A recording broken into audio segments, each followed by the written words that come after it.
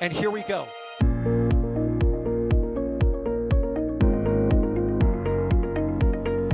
There's the deluge. Here's ignition. Doubling up. Did it just do a Kerbal? Back to the moon and beyond. Put that in the big bag, Jingle. Back at home, we all have a lot of work to do, but from here, that sure looks like a perfect flow. Propulsion continues to be normal. We did have an observation. Equalizer. 343 unfolds to go. It's orange. Water towers can fly!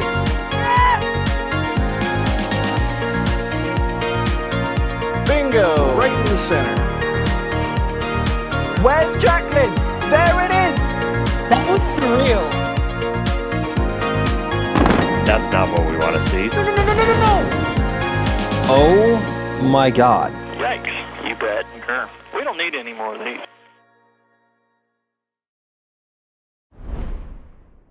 Well, it's another day and it's time for some more testing. We are back live from Starbase, this time with Booster 19, which is standing proud on Pad B on the brand new orbital launch mount. The tank farm is running and we're approaching 5 o'clock in the evening for what will, fingers crossed, be a very pretty static fire, because that is what is next in the testing evolution of this booster. We've seen a spin prime, we've seen an igniter test, now it's time to put everything together and actually start the engines. Alongside me, well, first I should say I'm Ryan Caton. Thank you for joining us this evening. Alongside me, we have the other Ryan at NSF. Ryan Weber is with us. How you doing, Ryan? Hi everyone, I'm here again. What is this? Day four in a row? I think it is at this rate. But you know, I can't miss a booster trying to static fire. So yeah, I'm here. How's it going, everyone? Plenty of testing to keep us all occupied. Also, back along for the ride, Max Evans is with us. How are you, Max? Good evening, everybody. It's Groundhog Day. Again. Except hopefully for real this time, because we haven't had a full 33 engine static fire of a booster since October of last year. So hopefully we have that to look forward to if they choose to ignite all the engines. Obviously for that we'll have to wait and see. But this is going to be fun on my end today, having to decipher which Ryan I'm actually talking to whenever I say Ryan. Because it's Ryan and Ryan. I don't know. Do I just say Weber and Caton? I don't know. You'd say Webby or whatever. I don't know. I'm still trying to figure that out. Well, either way, I'm sure we will figure it out.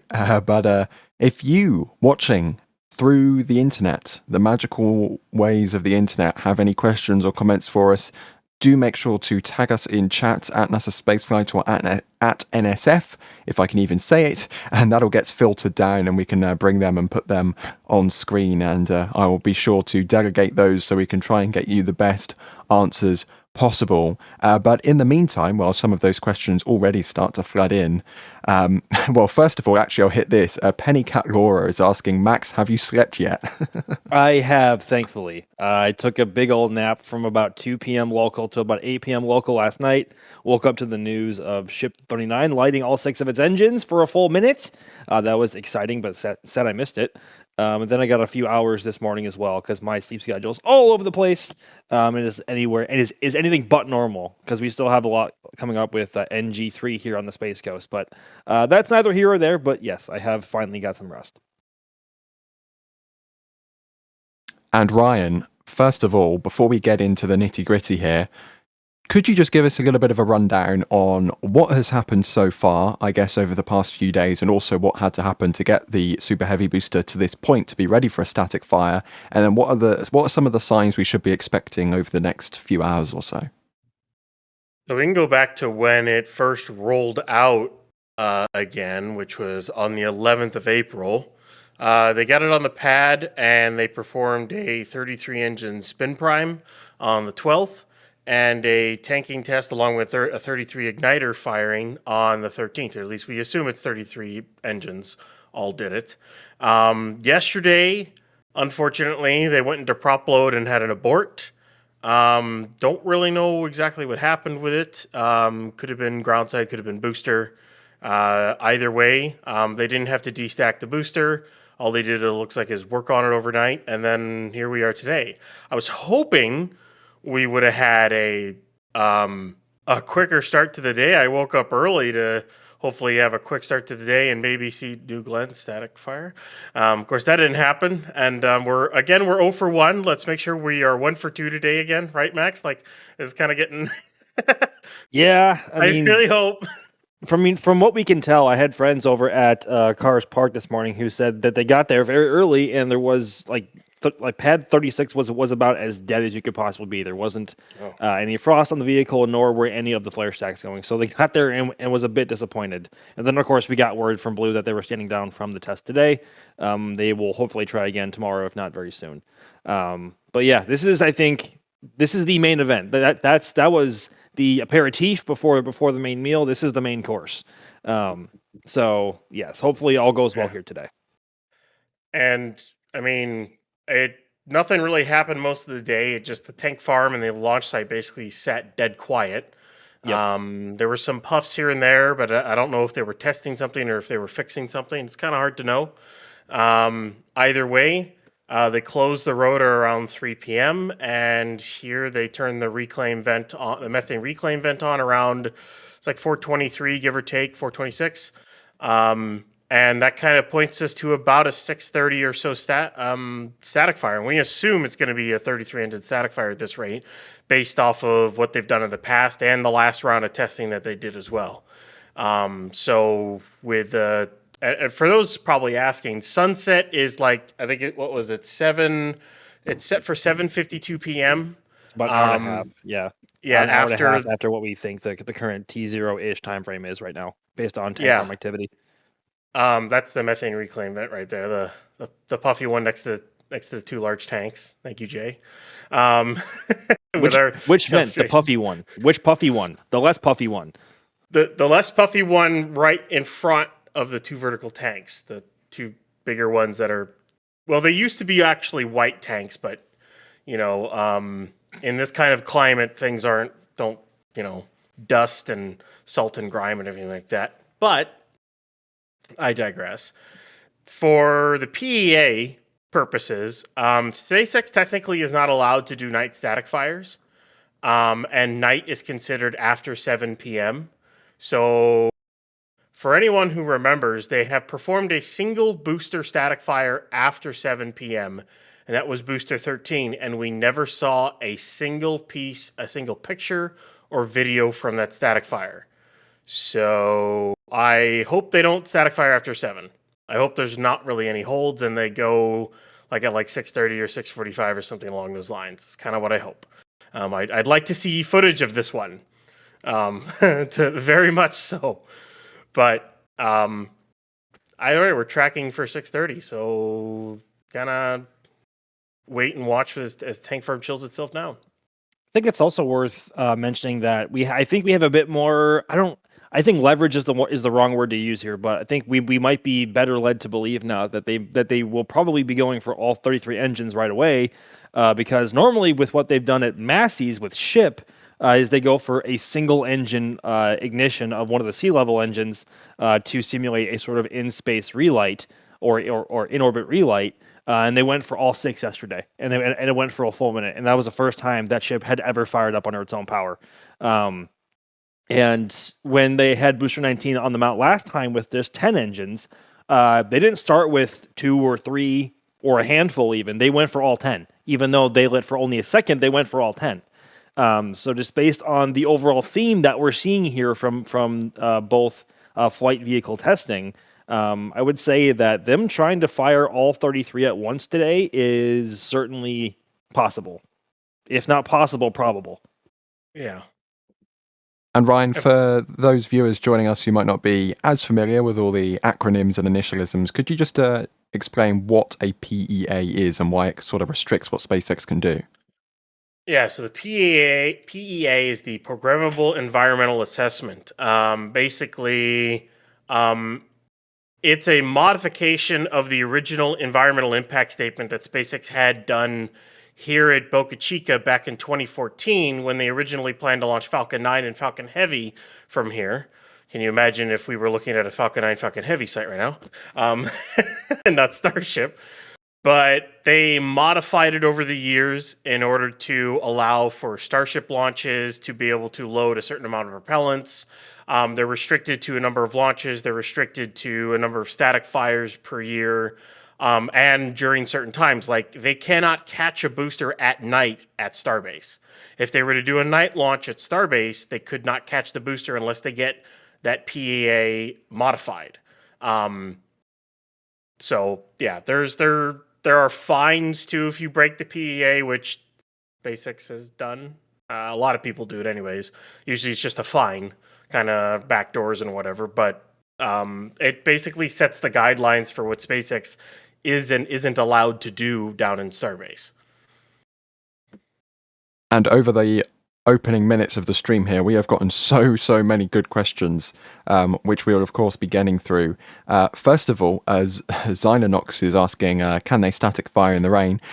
Blue skies at the moment, so fingers crossed. And the ship did very well yesterday, so let's hope for the best with version 3. But you never know what might happen.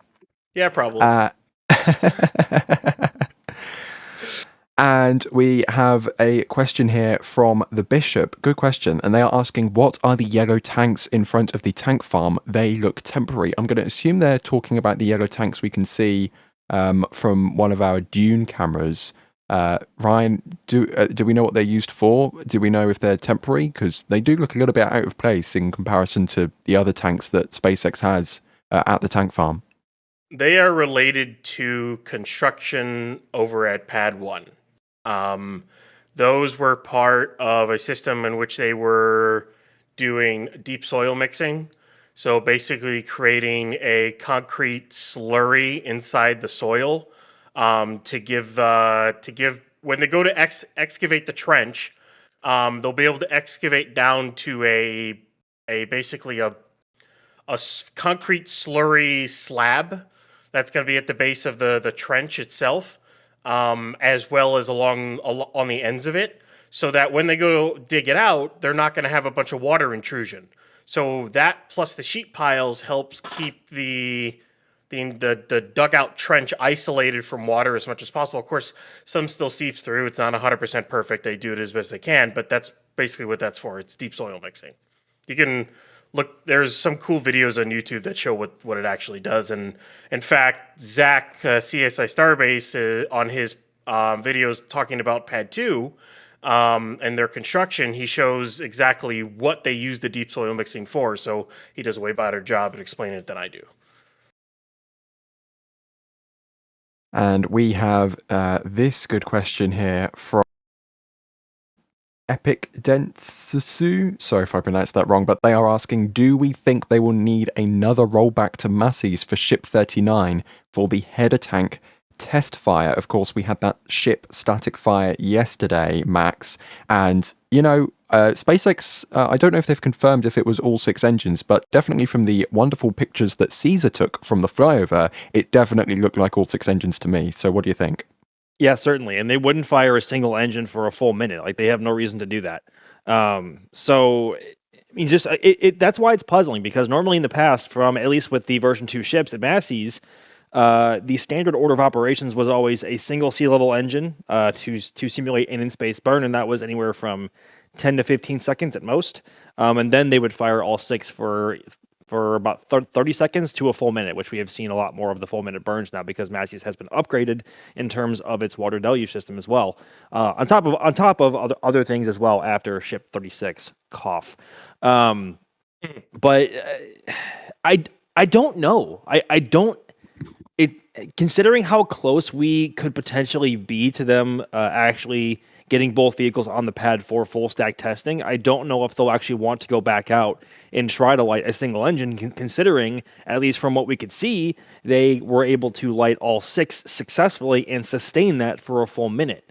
And they also posted about the test, which usually indicates good data. And Elon himself also said successful static fire or successful fire or burn or whatever it was. So it's just a whole bunch of good news from Ship right now. I don't think that going forward that they will have to simulate a single engine burn at this point. Maybe that's just part of the version 3 testing route that they'll take, I guess, so to speak.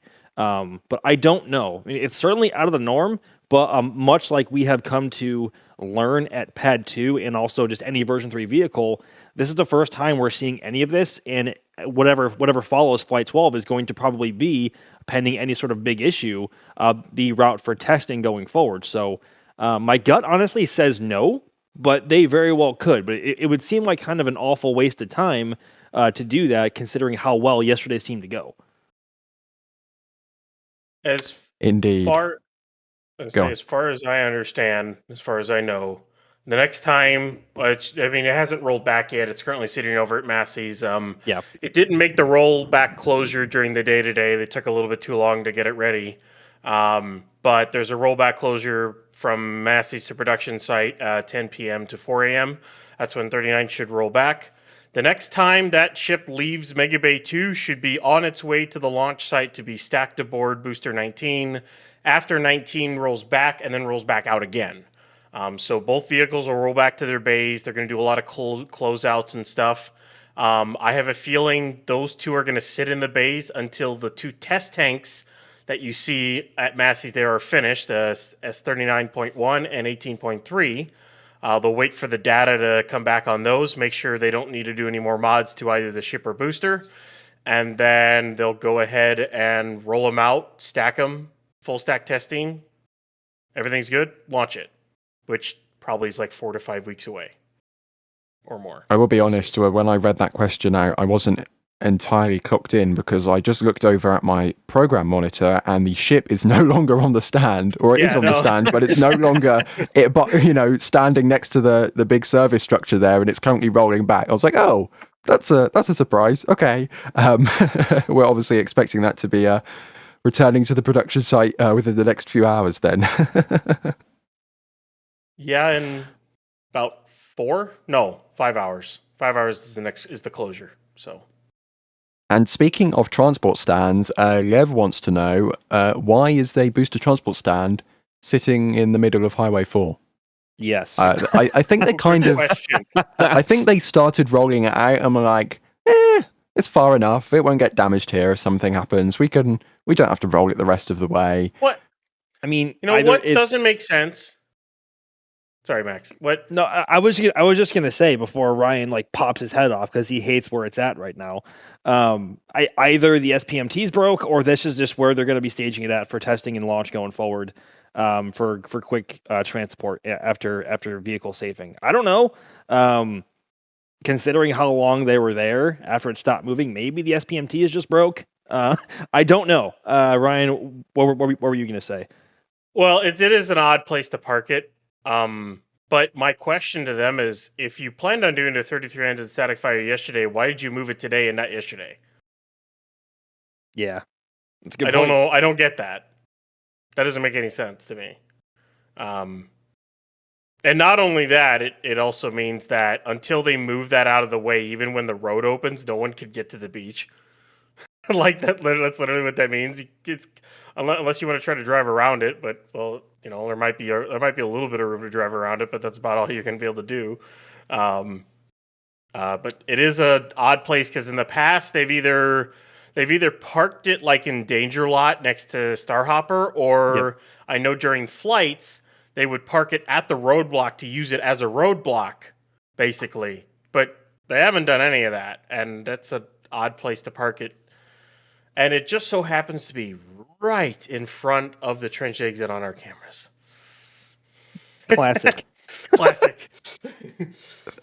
Thankfully, the plume generated by, even if they like one or two of these Raptors, the plume it generates is going to be far beyond that flame trench entrance. So I wouldn't worry too much about it. And we also have, a good number of closer up cameras visible that are able to see into the trench. So not that concerning. So nothing for us to worry about in terms of actual coverage of the static fire whenever that does happen. Now, we have been getting a lot of support as well, which we are very, very grateful for as always. Don't always want to just be reading out super chats, but we have gotten a few here, so I will, of course, address them. First of all, Space and Drew is saying that NSF is the best. Been watching since the beginning of Starship. Love you guys. Best view in the house. Well, thank you very much for your support, and fingers crossed we get some even cooler views in not that long from now with this static fire. Phoenix Slender, thank you for your support. They are asking if there are a chance of all 33 Raptor engines firing today. Well, I think the general consensus is they're probably going to go or try for 33 engines, right? But we saw with the original version of the Super Heavy booster, even though they try for 33 engines, they didn't always get there. So, Max, I'll start with you. Do you think they're going for 33? And if they are, how many do you think they actually light up? I mean, the theme so far between both booster testing and ship as of yesterday is like they're firing all the engines on the vehicle the first time. I mean, that happened when Booster 19 was out on the pad the first time last month. When they only had 10 engines installed, they lit all 10, even though it was just for 1 second. They lit all 10, and even though the test was cut short, they were able to light all 10 successfully.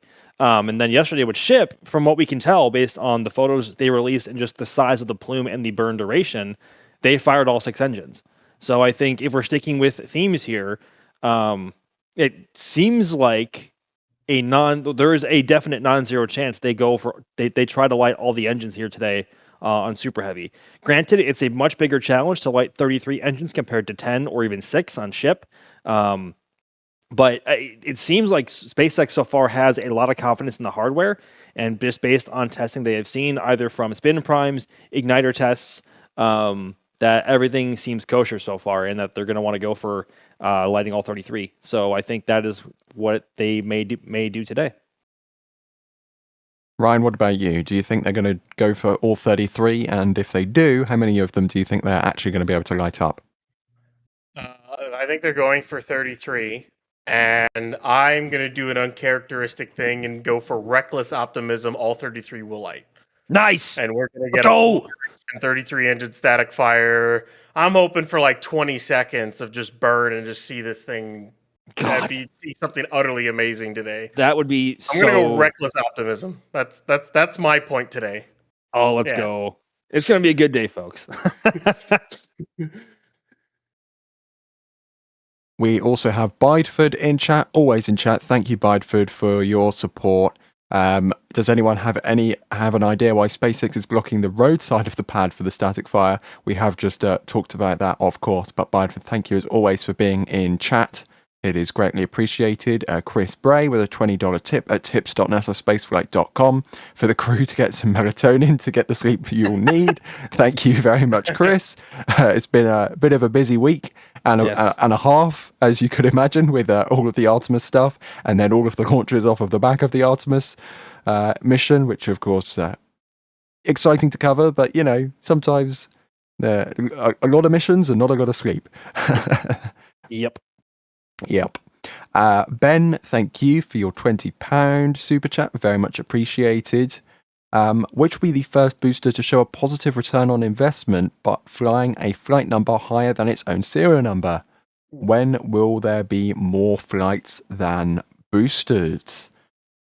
That's an interesting question because, you know, we're at booster 19 now. Booster 20 is currently being built, and Falcon 9 has flown well over that number of flights, but these are the initial prototypes of this version of Starship. So, well, we already know for certain that this booster isn't coming home. It's going to end up in the water. So, let's say maybe booster 21, 22 maybe are the first V3s to be caught. What do you guys think? Do you think we're going to be soon reaching a point where booster serial numbers are overtaken by booster flight numbers? I mean, so I think it's safe to assume, like you were just saying, Ryan, that they're going to be tossing away Booster 19 and not trying to catch it at Pad 2.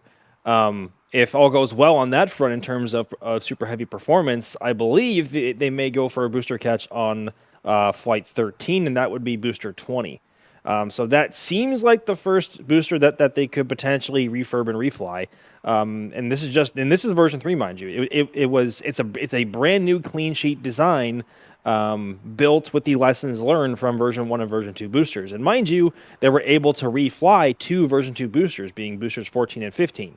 Granted, they didn't catch them on the reflights, but they were able to use many flight-proven Raptors on both boosters. And those, of course, again, were an old design. So I think the first in line there would be Booster 20 if all goes well on this flight, and if Booster 20 performs well enough on Flight 13. So maybe Booster 20, 21, somewhere in there, but I think Booster 20 could be first in line there. And we have this question from Dave. They're asking, how long will the flames shoot out the two sides? Well, fingers crossed we don't see any flames, Ryan, but that plume, I mean, that was already massive from 10 engines running for a split second. I think this is going to be pretty crazy with 33 engines running for a good duration. I would say this: and anyone who saw the flyover shot from Caesar that he posted on X, I think it was posted in like all of our socials though, of the flyover shot. We got incredibly lucky, by the way, on the timing of Ship 39 static firing.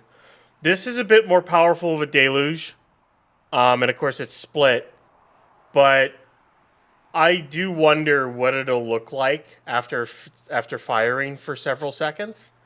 It's going to create a cloud, kind of like Ship 39 did. I wonder, we might see flames like out the tips of that. That trench. I hope we do. Honestly, so the only real data point we have to go off there besides Ship at Massey's is version 1 and version 2 static fire testing at Pad 1, because of course it was a way different launch mount design, and it was firing against the ground with an upside down shower head. And after a few seconds, of course, we got the initial plume of steam and dust, and then from SpaceX's drone footage that they've posted, after the flames and the heat were able to saturate the water flow, and after I think 2 or 3 seconds, we saw just straight fire flowing out from in between the launch mount legs. So maybe we'll get a situation like that where after 2 to 3, 4 seconds of firing, the water flow will be as such, and there won't be any much more left around it, that we will get fire coming out of each side of the trench. Nominally, because of course the deluge is still providing that boundary layer in between the Raptor exhaust and the actual metallic surface of the diverter. But all that water that was just hanging around there is no longer flashing to steam, and it's just straight fire. I don't know. I think I don't know. It's really hard to say, but I feel like if it fires for long enough, like if it does end up going for 10 or 20 seconds, we could very well see fire, and that will be absolutely epic. And if we do, it's going to be. I wonder if they're going to be testing different thrust levels as well, whether or not they start at idle and then throttle up, because remember they could not do that for static fires at Pad 1 because that would damage or break the hold down arms there because they couldn't hold it. The size or the length of those flames will give us a visual indicator in terms of thrust levels. So we might. I hope we do. I really hope we do. That would look incredible. We'll find out in maybe an hour and 25 minutes. Yep. Maybe. Yeah, we've had plenty of people in chat asking when do we expect the test to take place. So, Ryan, you're thinking, what is that, 1830 Central? Yeah, about 1830 Central for those who don't use don't like 24-hour time. It's 6:30 p.m. Central, give or take. We'll see if they have any holds or any issues with chilling down or anything. Hopefully they fixed any issues they have, and they'll go right into prop load it'd be around 5:55, 6 o'clock. We might see frost around 6:05, give or take, maybe 6:05, and then static fire at 6:30 or a little bit later, something like that, but we'll see. Sometimes the timings always get a little bit, it depends on how long it takes to chill something down, because they have to chill everything down between the storage tanks and all those main supply lines up to the pumps. Then they have to flood the pumps and chill those down. Then the lines from the pumps to the subcoolers, and plus the subcoolers themselves, those have to get chilled down. And then from the subcoolers to the valves that go down into the trench, those all have to get chilled down. And then the lines that go all the way through the trench to the mount all have to get chilled down, including the main valves in the service structure and the lines right up to the QDs. All that has to get chilled down to the correct temperature. Once at the correct temperature, they can then, they can fully subchill propellant and start prop loading. So it takes a bit to chill it all down. There's a lot of piping and whatnot. They have to get to the correct temperature before they just load prop into the booster. Otherwise, you shock cool your lines, and well, you're also flowing cryogenic fluids through warmer lines, so you're going to boil off, and then you get gases, and then you get higher pressures where you don't want to, and yeah, that's why you just want to cool everything down, in a controlled manner. We also have this great comment from Arianespace. Thank you for your support, saying that I used to think Flight 12 was going to be on 420, but I could be wrong. The 20th of April is a little bit out of reach for Starship now. I think it's safe to say. Very much so. Not 5 days. Yeah, but Max, just because Starship might not launch on the 20th of April doesn't mean that no heavy lift rockets could launch on the 20th of April. Haha, yes. And the contender there would be Blue Origin's New Glenn, or Bong, which would be hilarious if they light Bong on 420. How poetic. Yeah, I mean, I think currently they're still waiting to conduct a full static fire test of the booster, which is, of course, never tell me the odds. They have replaced all 7 BE4s on it with brand new ones of an upgraded design as well, which is really cool, as confirmed by Dave Limp on X. But I think they were supposed to do that yesterday. We saw the rocket was frosty and the tank farm was very active. So were the flare stacks over at pad 36. But we got word from Blue saying that they conducted a successful wet dress rehearsal. Although I don't know if that was a real wet dress rehearsal or if that was just an aborted static fire. I don't know. Or hot fire, as they call it. I don't know. That's just speculation. But either way, we are waiting to see when they end up doing that. And when they end up doing that and how well those engines do will dictate when they can launch. And I think all the closures obviously were pulled for Friday. And I believe Saturday may have been the next target as confirmed by them. So that means Sunday the 19th would be, I guess, the next date in line if all goes well. But if it slips just one more day and it ends up launching on that day, just saying, that would be quite poetic. Indeed. Blue Origin confirming 7 hours ago that they are standing down from an attempt to do that static fire today, and they will be attempting again tomorrow. Spaceflight companies telling us when and what tests they'll be doing. Oh, could you imagine? Anyways. No referencing there whatsoever. None. Okay, we have another question from ResistoJet. They are asking, is there an equivalent of the Pope vent? And if so, where is it? I mean, I'm pretty sure everyone who has watched all of our coverage over the last 11 Starship flights and, the few of them which have had scrubs are very used to the tanking process for that vehicle and the infamous Pope vent. But Ryan, is there an equivalent on this new tank farm design, or is there not? Hey Jay, can you go to the Dune camera shot of the tank farm? Backseat producing. I want to point it out, and then you can go ahead and circle that vent that's next to the 2 large vertical tanks right there, the less venty one. Please. Standby caller. Hey, he said circle, not square or rectangle. Jay? He said circle. Who's okay, there we go. Producing now? That is your new Pope vent right there. That's it. That's the equivalent. Yep. And what is that vent, Ryan? What is it? That is the methane reclaim vent. Basically, they are venting off. That system is to take gaseous methane and warmer methane and basically put it into those tanks. This is truly amazing writing by Jake Keegan. Man, his handwriting sucks. I couldn't even read what that was over us, and I was like, yeah, no, CH4. Oh, Yeah. You have a capital L in there. It's kind of weird. But anyways, love you, Jay. either way, I mean, basically, sorry. they use the tanks. They use the tanks to recondense methane used during chill down and whatnot, and either reuse it for more chill down in the system or put it back to the tanks.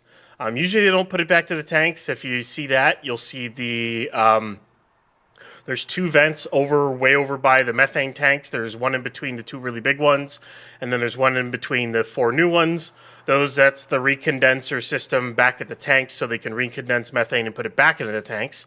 So usually this is to recapture methane, recondense it, and reuse it in the system, whether it could be used later in prop load or later on while they're still chilling down the system.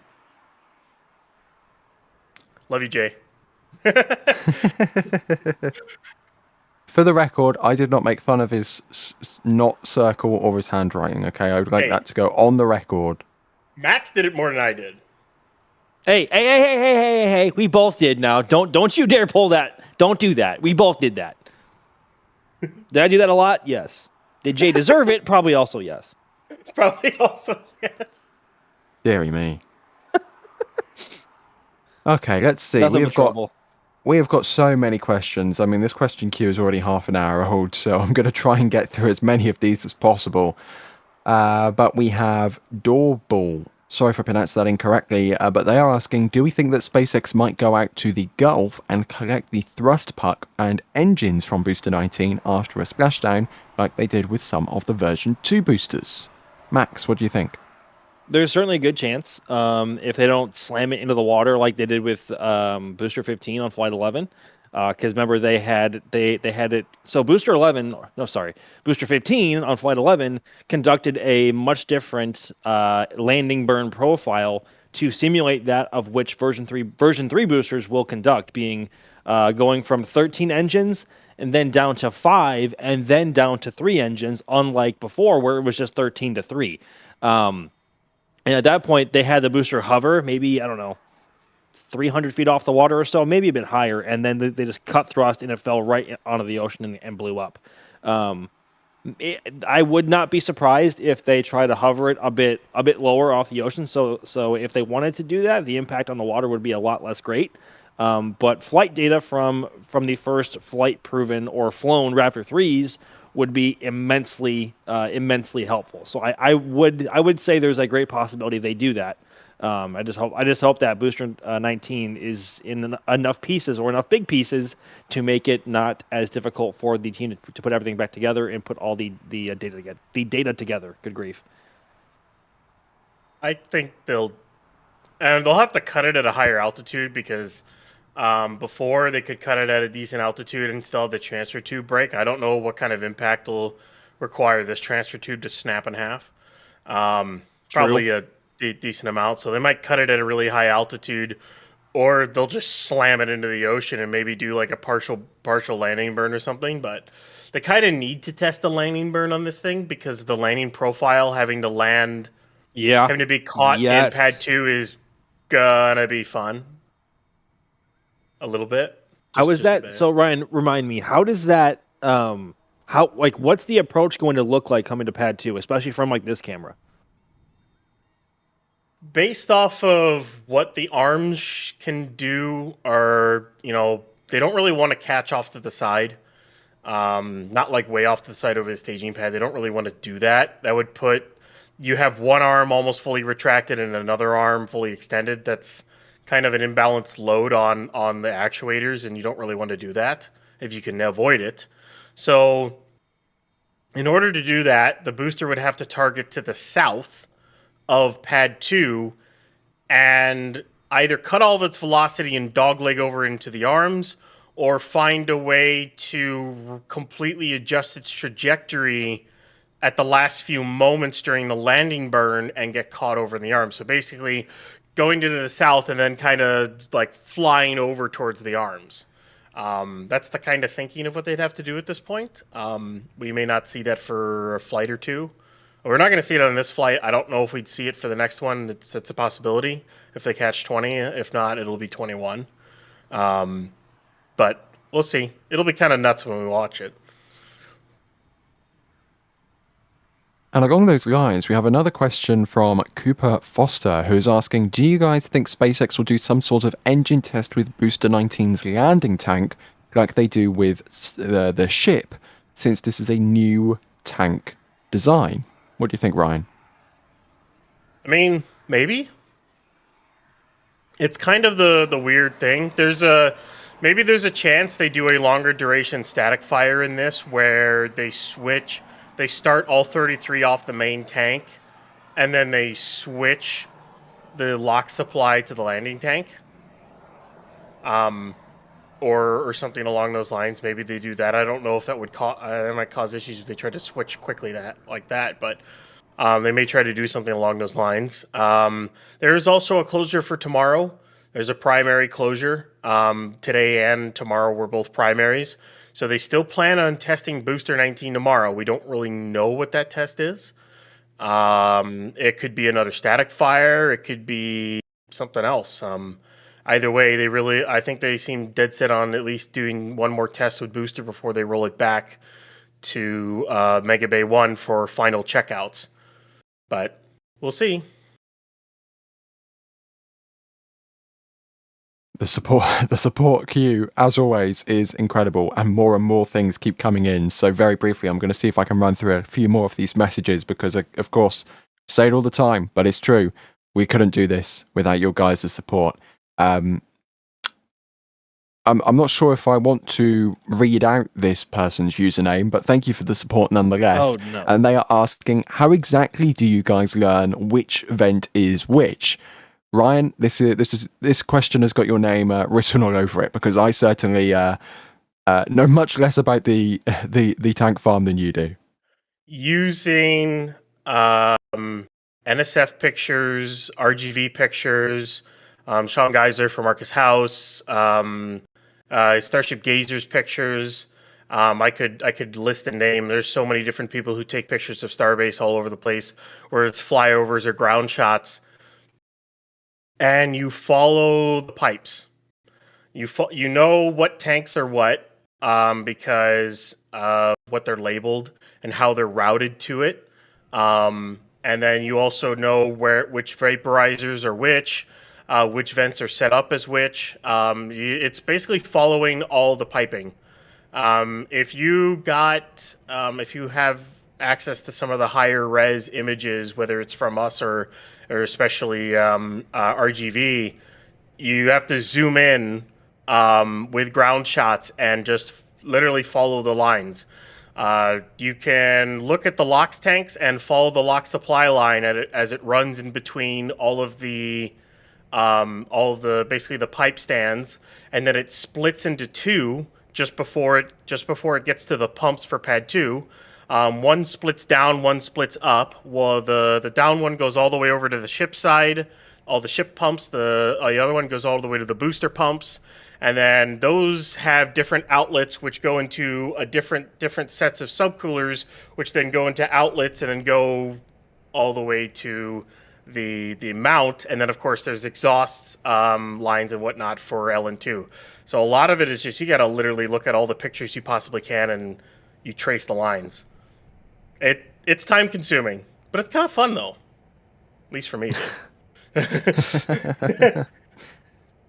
H90 is saying it's a shame we didn't get to see New Glenn and Booster 19 do their engine tests around the same time. Well, I mean, depending what SpaceX wants to do, I will say there is still a closure set for tomorrow for Booster 19 testing, and New Glenn is going to be testing no earlier than tomorrow, so never say never. Just saying. No Name Game, thank you for becoming a Red Team member. KL May, thank you for gifting 5 Red Team memberships. Gamer Tom, thank you for your support, saying always love to re-watch the Flight 5 views of the catch. That is definitely a moment when the sonic booms and then exhaust noises kind of overpowered the microphones a little bit and drowned out Adrian and Das as it was coming into the chopsticks there. But sometimes the loudness is appropriate for the moment, and that's definitely one of those moments. Jazzcat, thank you for becoming a PadRap member. Gamer Tom again saying you guys are the best, love watching. Well, thank you for your double support there. Rex the Raptor Wrangler, thank you for becoming a PadRap member. And we have Pablo, thank you for becoming a PadRap member. Flippers79, who is on the McGregor team, gifting 10 Red Team memberships. And Glenn Taylor, thank you for gifting a Red Team membership as well. That is a lot of gifted memberships, so thank you for all of that support. And everybody in chat who just received one of those gifted memberships, you know who to thank, because you get access to the membership area with a bunch of pictures for a month, completely for free. And Max Evans, considering what you just did earlier today, there's plenty of pictures of people to see.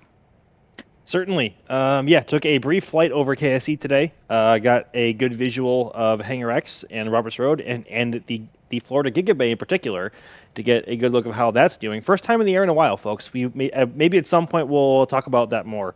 But also we got a good look at Blue Origin's facility where they build GS1 and GS2 and their eventual lunar landers as well.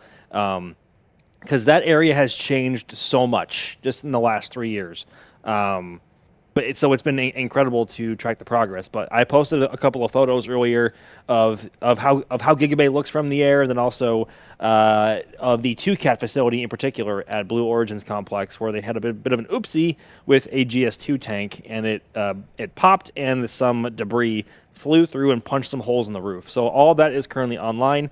I'm probably going to end up releasing some more, but all of them are now currently available for our members, and because we don't hold back, like videos, photos, behind the scenes stuff, that members get everything.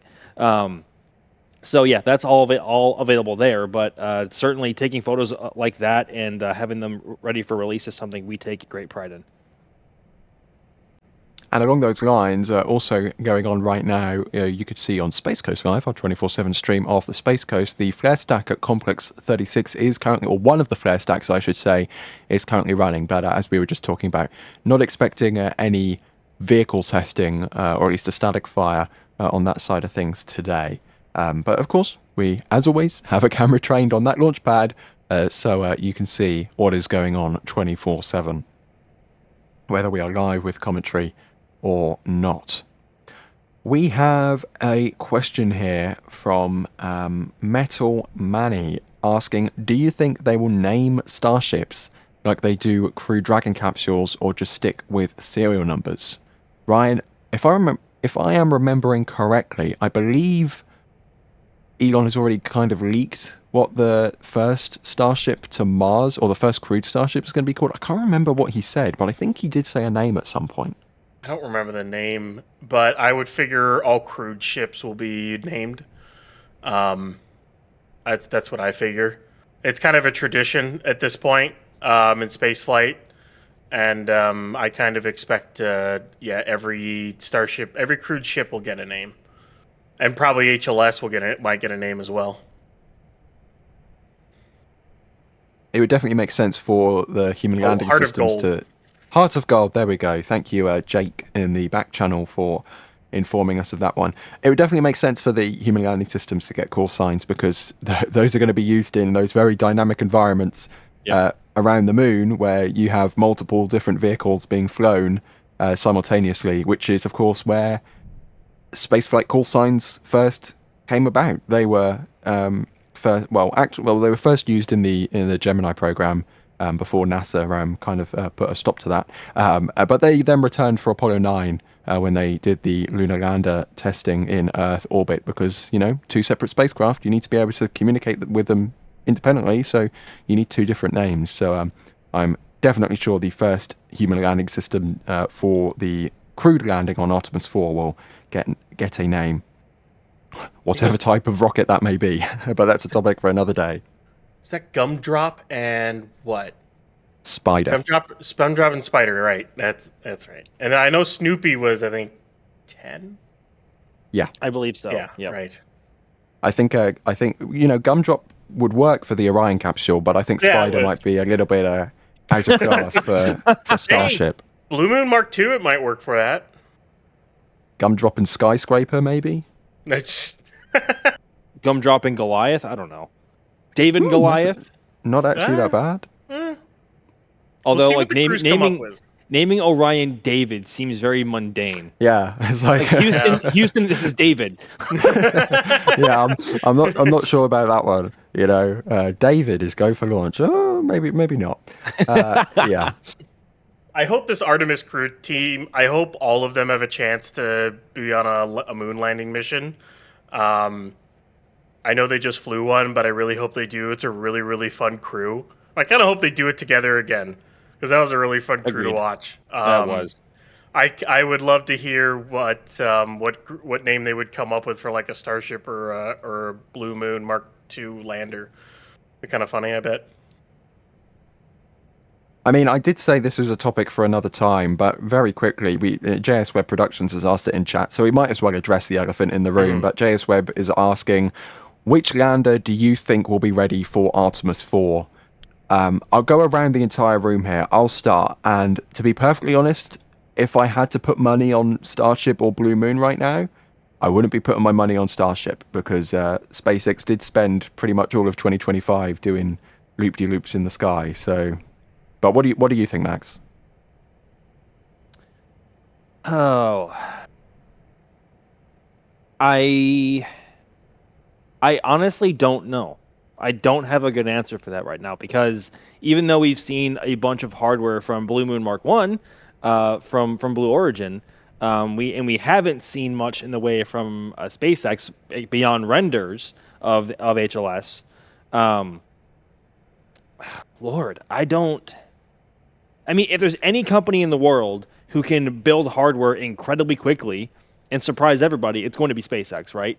And Blue Origin used to be the company that hid everything and didn't let the outside world see anything until one day randomly, where they would drop like 10 major pieces of info and imagery. I honestly don't have a good answer for that. I don't even know what my gut's telling me, to be honest with you. If I said SpaceX, I don't know if I believe it. If I said Blue, I don't know if I'd believe it. So I guess the cop-out would be both. But I honestly don't know. I don't have a good answer for that one. I'm sorry to be anticlimactic, but I don't know. I Ryan, guess just to contrast you, I'm going to say SpaceX. F it. Okay. Ryan, what do you think? I mean... I will give a name, but I kind of agree with you, Max. Overall, I just don't know. The biggest thing with SpaceX is they're working on Block 3, but dear Lord, SpaceX, show some HLS hardware. We've seen Blue Moon Mark 1. It's there. It's a prototype of the lander. Now, granted, technically, the ship that's sitting over at Massey's is a prototype HLS, technically speaking. It True. is. It's just the nose cone and payload bay will be modified with landing engines, an elevator, Eclipse systems, and a cabin. And no flaps. Technically speaking, and no flaps or heat shield. And landing legs. I guess you just kind of add a few things there. But technically speaking, that's a prototype lander. So if we kind of look at that, yes, they've shown us HLS hardware because it's right in front of our face. It's Starship just modified. Both of them have a lot to figure out when it comes to refueling, because both have to figure out in orbit refueling. Yep. Like I still laugh at the incredibly complex and whatever it was, that graphic that Blue released when was that again? I don't remember at this point. It's like 2020 or something. And then they come out with an architecture that's like the same. That was hilarious. But I think if I were to bet on it, the company that has more launch pads, more of a production area, and can build stuff faster and more flight experience, I would go with SpaceX. And also, there's just so much happening that we cannot see inside Star Factory, similar to Blue's facilities here at the Cape. We can't see inside. We can't see what exactly they're building unless they release a photo of something. Mm-hmm. But to kind of echo a point that I made on the most recent Starship update, and I have also before on streams, Ship 44 mysteriously disappeared last September. The last we saw it was a bare nose cone, and we haven't Header seen tanks, it by the way. with no header tanks. Correct. Yep. And it's buried. It's either buried somewhere deep inside Star Factory, and we just can't see what SpaceX is doing with it because they're doing HLS work on it, or it was scrapped. I don't know. But if we are going to run with the theory that Ship 44 could be the first HLS bit of hardware, that's already being built. So, but again, we have no way to really confirm that. But it's exciting to think about nonetheless. But I just wish we weren't so in the dark about it. But these companies are going to operate how they operate. We're being greedy. Yeah. Something which you don't have to be in the dark about, however, is all of the latest releases from shop.nasaspaceflight.com, because we do a great job at informing everybody of all of the things that we've got going on the store. One of those things is actually many things, because as you might know, we had our Starship collector pins available as part of the full collection, and of course the display mount, which has the entire set, but also the serialized hexagonal display tile, which Das has been working on for a little while now, iterating and making sure that's all working properly with all of the magnet attachments and such. There you go, 3D printed as well in the background there. But we also had the bundle of pins if you didn't want to buy the mount as well. But now we've had the initial run of those, the bundle and of course the display piece. But now all of the pins are available individually. So if you just want to get a certain, your favorite Starship flights or something like that, you can now do that at shop.nasaspaceflight.com. Each pin is available as an individual product there. So, you can still get the whole thing as a bundle, and you get 2 pins for free as part of that bundle, the way that it's priced, or you can buy them individually, however you want to add to your collection. Those are all available now at shop.nasaspaceflight.com. So just giving you a little bit more flexibility. You don't have to get the entire bundle, because it is quite a price for the entire bundle, and you can now, each one of those you can buy separately, which is wonderful. I do have to say, I'm not a pin person myself, but just the pictures that I was sent to make that graphic, they are very solid looking pins. I can just imagine if you clonk two of them together, the ding sound that they will make, because they are very solidly put together pins and very well put together. So there you go, shop.nasaspaceflight.com for all of your Starship pin needs. There you go, there is a pin actually pinned. Pin in action. Speaking of pins, I'm trying to see if we have a pin-related question. I don't think we do.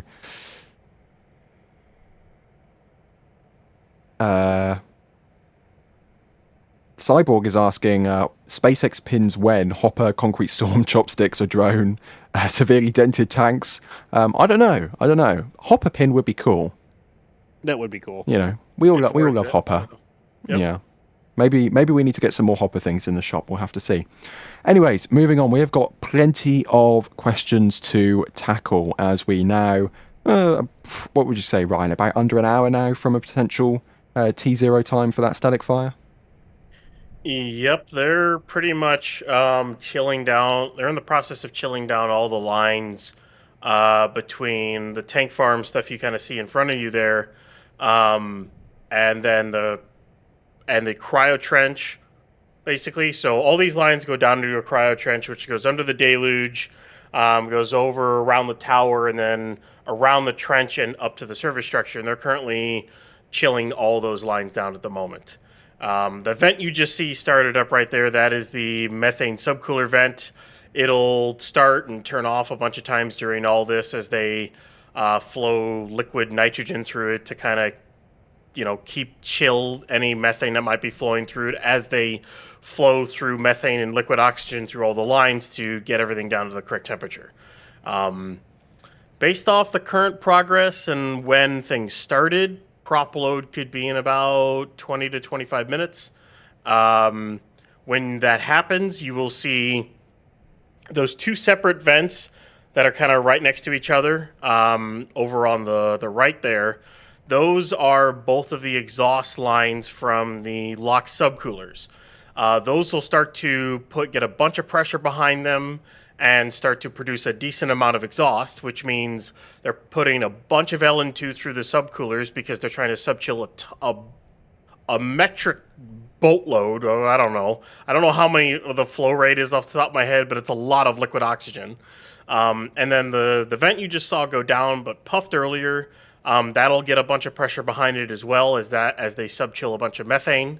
And then the methane reclaim vent that's kind of really, really low right now, that'll basically shut off entirely, as well as the vent that's a little off to the left there off the screen, that's going over the blast wall. Those will shut off because those are like chill down stuff.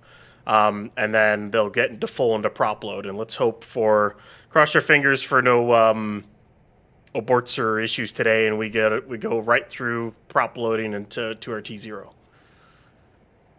Now, I did say I was going to go through our question queue, but Jerwa, who is someone who is regularly in chat all the time, just done a $432.10 tip at tips.nasaspaceflight.com, and that comes straight to NSF. And seriously, thank you so much, because that is a huge, huge amount of support that goes directly into supporting all of the equipment and all of the servers and all of the infrastructure that makes streams like this happen. Because believe me, there is, bringing all of these live views from what is essentially the middle of nowhere to your screen is no trivial effort. It takes a lot of work and a lot of equipment and a lot of time to get all set up and working properly.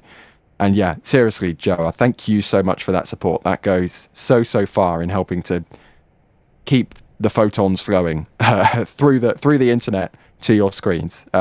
Yeah, there's not much more I can say. Jack always did a fantastic job at these things. I will never be able to top him. But yeah, seriously, thank you so much for that support. It is very, very, very much appreciated.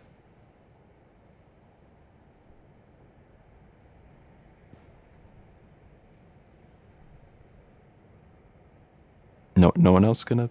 Okay. Oh, I mean, I said, oh, sorry.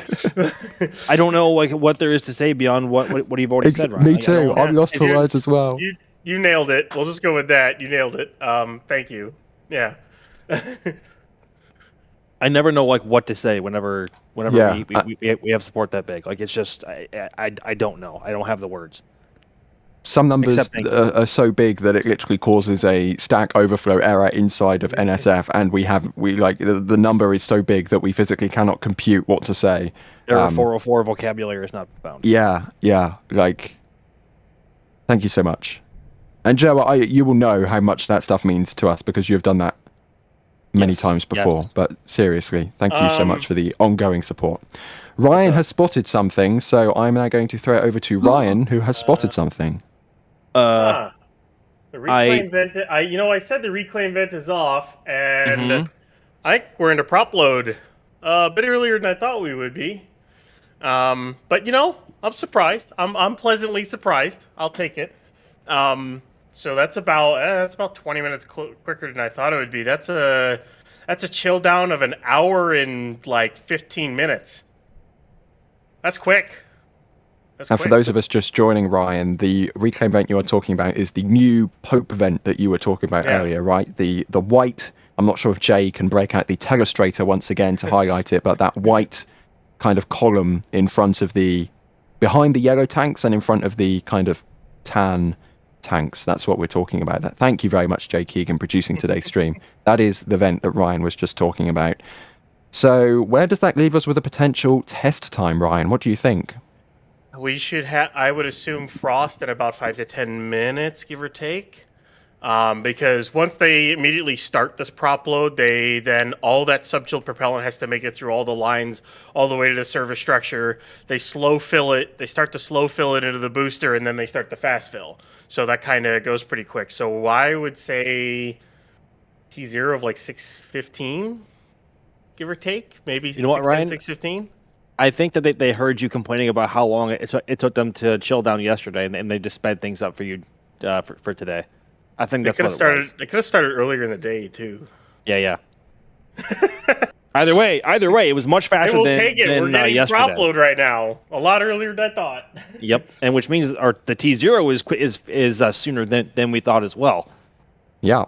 And of course, we have all of our cameras now getting in position and zooming in, getting ready to capture that frost line start to rise. And if this is your first version 3 booster test that you are watching live with us, and you've only ever watched the previous version of Booster before, then boy, do we have something in stock for you, because the propellant loading rate of this booster is almost unfathomable how quickly that frost line rises. Like, we don't need to speed up any videos and put them on our socials, which you should still follow anyways. Like, you can actually see this frost line rising in real time. That is how quickly SpaceX can flow cryogenic propellant into this vehicle. And the way they've managed to plumb that all together, I think, is just wizardry, because there is no way that cryogenic propellant should be able to flow into a booster that quickly. Yet they do it right in front of our eyes. It's just incredible. I mean, we're talking a flow rate of anywhere from 200 to 300 gallons per second through each of the BQDs, which is absolutely just insane. Now, for these static fires, the flow rate of methane is slower because they're probably only using a few of probably not using all 4 pumps, because of course they don't need to fully load the methane tank, so they don't need that high speed. They only needed to set to a speed to load the methane and get that load done when the LOX is done. So they kind of set that speed to do that. Now, during a wet dress rehearsal or a full stack, or the full stack West rehearsal, basically, or should I say during launch, is what I meant to say. All 4 pumps will be running so that both LOX and methane end at the same time, and it'll still be an incredibly high rate. But of course, when they do these static fires, it's not necessarily fast, but it's still really fast considering how big the transfer tube is. As I know we've always said before, it's almost the size of a Falcon 9. It's about as tall as one, but it's a little bit thinner. It's 3 meters wide. A Falcon 9 is 3.7 meters, so it's not as wide, but it's about as tall. But it's still a lot of prop, because I think that includes the interstage. So yeah.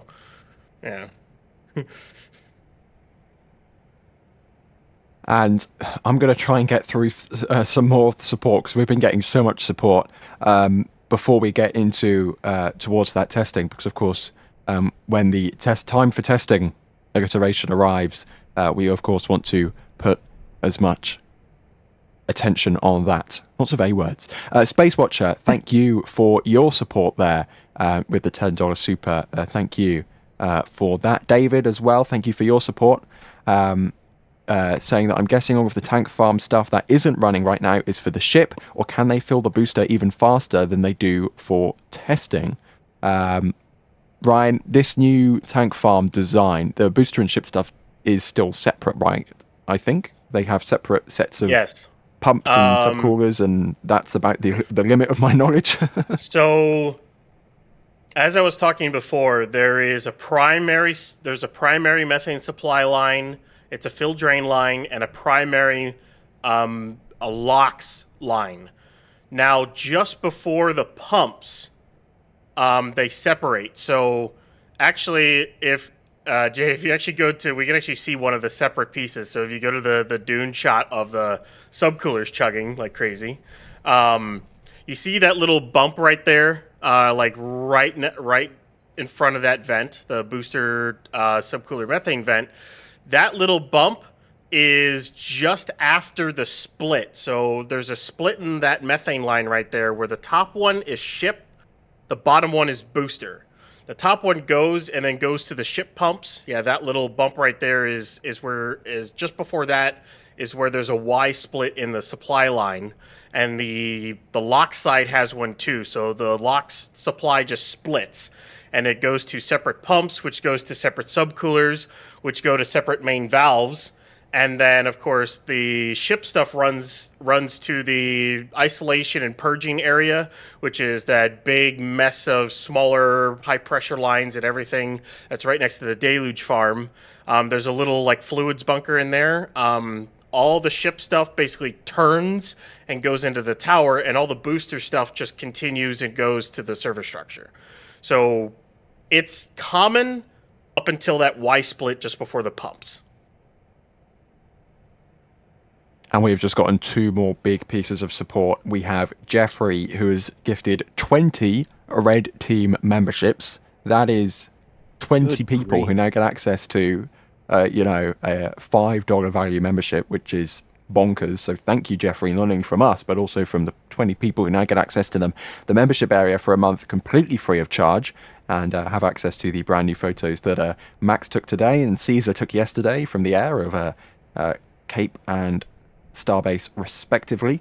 And then we have DeForest Hobbies with a $50 super chat, just saying, here's for a good static fire and for the next Starship launch, thanks for the coverage, NSF. I mean, literally could have said anything, and yet it's just thanking us regardless. Well, thank you for that support, because again, this is huge support, and we literally could not do this at the scale we do without all of you guys turning up and watching us and chatting and supporting us. It is so greatly appreciated, and hopefully all of the dozens of streams we have done over just as many days is fulfilling your spaceflight desires of all of the information and all of the missions that is going on right now. It's a lot. Okay, I think it's time to try and hit some more questions as we rapidly approach the tanking of Super Heavy Booster number 19. Caffeinated Design is asking, do they still need umbilicals to jumpstart the outer ring of engines, or has that been done away with Pad 2? Ryan, I'm going to toss this one over to you, but first, could you just explain what Caffeinated Design is referencing there when they talk about umbilicals needed to jumpstart the outer ring of engines? They're probably talking about the good old Raptor QDs that they had on Pad 1, Pad Scrap, which are gone now. All of that stuff is now routed through the piping on the outside of the aft of the booster, and then it's all routed to the QDs now. So everything, gas pressure, I should say any commodity and power that the booster requires is now done through just 2 QDs and not those pesky 20 Raptor QDs that had caused a decent amount of issues with booster in the past. And it also no longer has all those dumb breakaway lines for engine chill. They now recollect the engine chill and pipe it back to the tank farm. So there's a lot of significant upgrades with this vehicle, and it's really nice to see that. And we have Meepyland, who is asking, will it be a long static fire or a short static fire? Max, what do you think? This is, of course, going to be the first static fire of this scale on this brand new launch pad design. It's a bit more beefed up than Pad 1. Do you think they're going to stick around for the, kind of average 10 seconds or less static fires, or do you think they could ramp things up for an extended static fire like they do over at Massey's with the ship, like we just saw yesterday? I think for a bit of context here, the limiting factor in static fire duration at Pad 1 was how long they could fire the deluge system for. They didn't have enough water on board the tanks to support a fire more than 7 or 8 seconds. Whereas Pad 2, they do. And the deluge system also has a much higher flow rate as well to protect itself against the heat and abrasion from all 33 Raptor 3 engines. So in theory, they have the hardware to support a static fire of 10 seconds or longer, perhaps up to 20 if they really wanted to. That would be wicked to see. I hope that whatever we do see today is longer than 5 seconds to give us a really good view of how the engines will behave on the pad for a long term, as well as the exhaust coming out of the flame trench. But they have all of the hardware necessary between the larger capacity water tanks for the deluge, the much stronger clamps to hold the booster in place, the flame trench. All the hardware is there to support a longer static fire. So I think longer than 10 seconds would be nice to see, although we really don't have any way of knowing. Oh, frost, vapor. There we go. Breaking news, the frost line is arriving on Booster 19.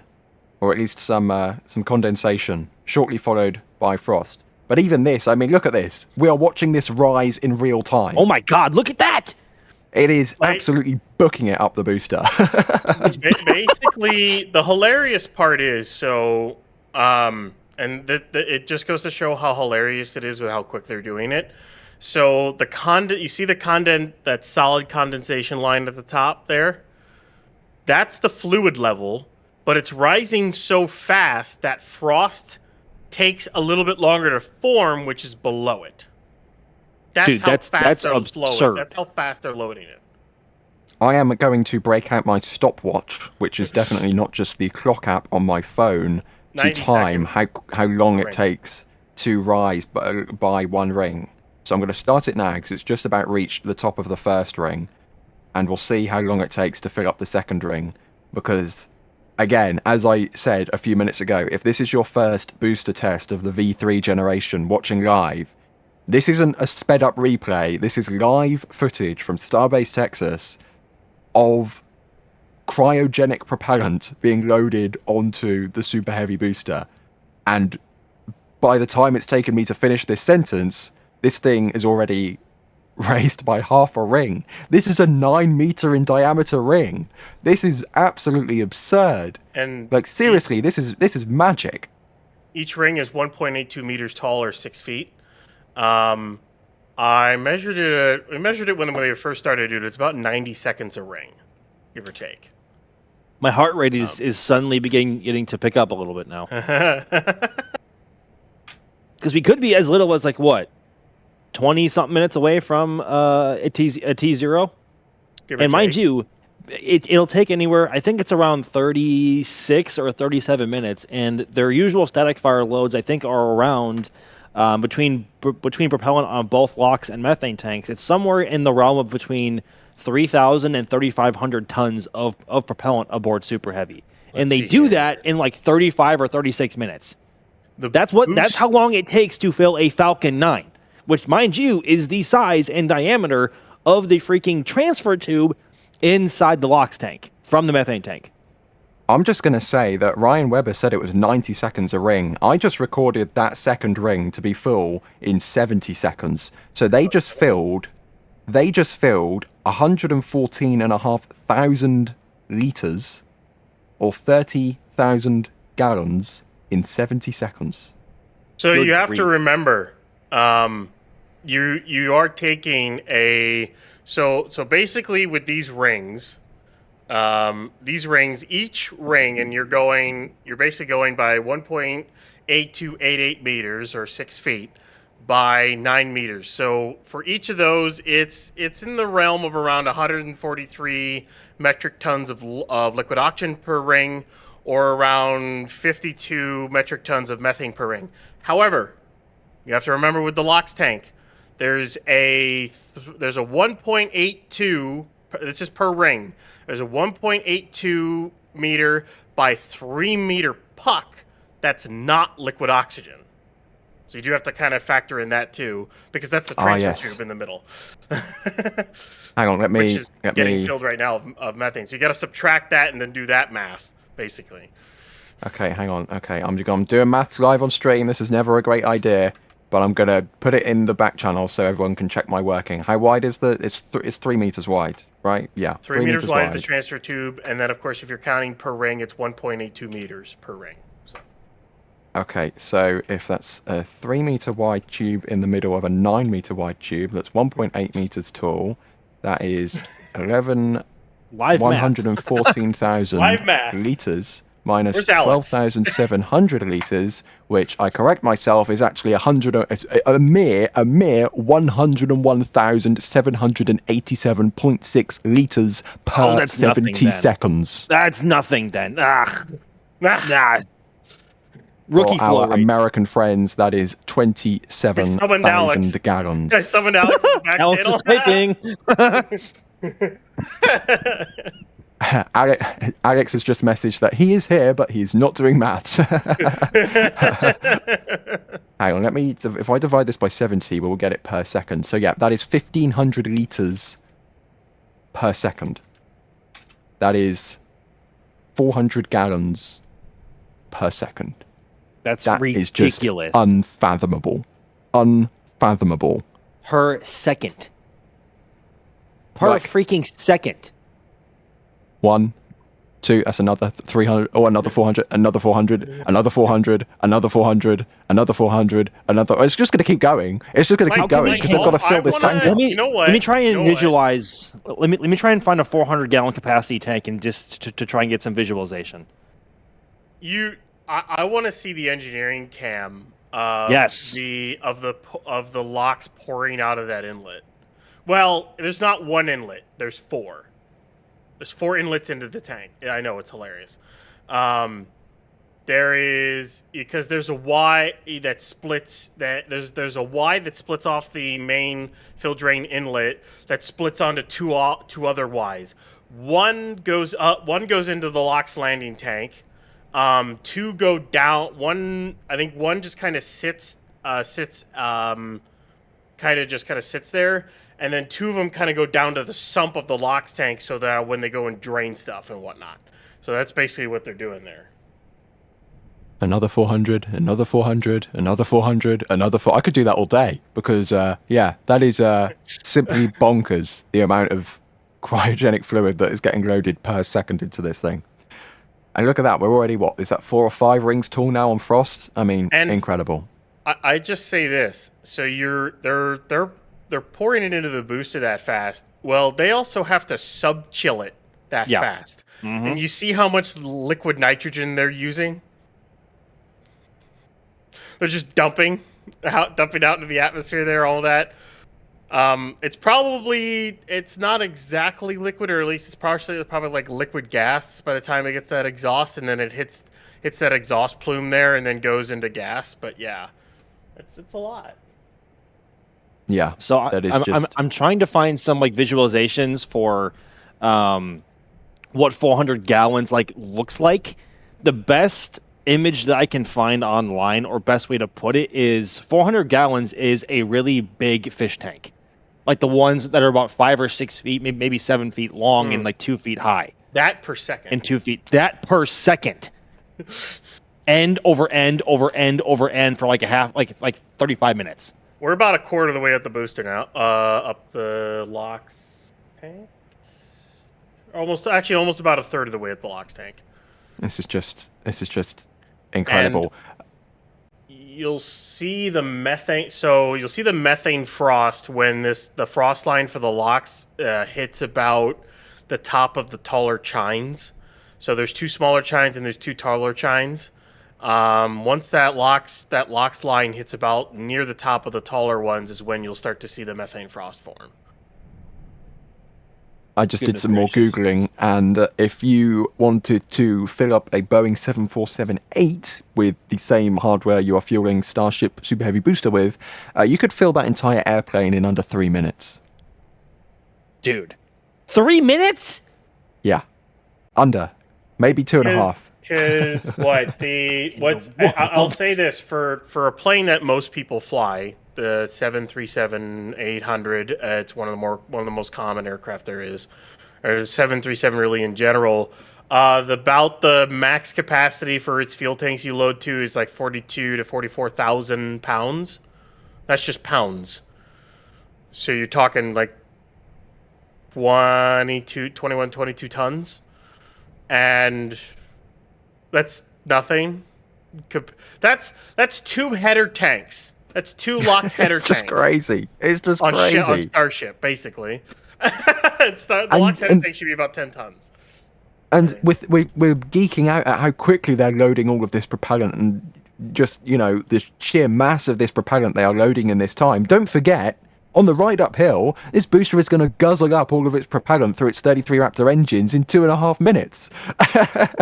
I mean, the rates here are just incomprehensible to the human mind. What's hilarious is, you remember, so ship used to be loaded in like 45 minutes, like 49 minutes or so, maybe 47, because they would stop loading like 2.5 minutes before launch.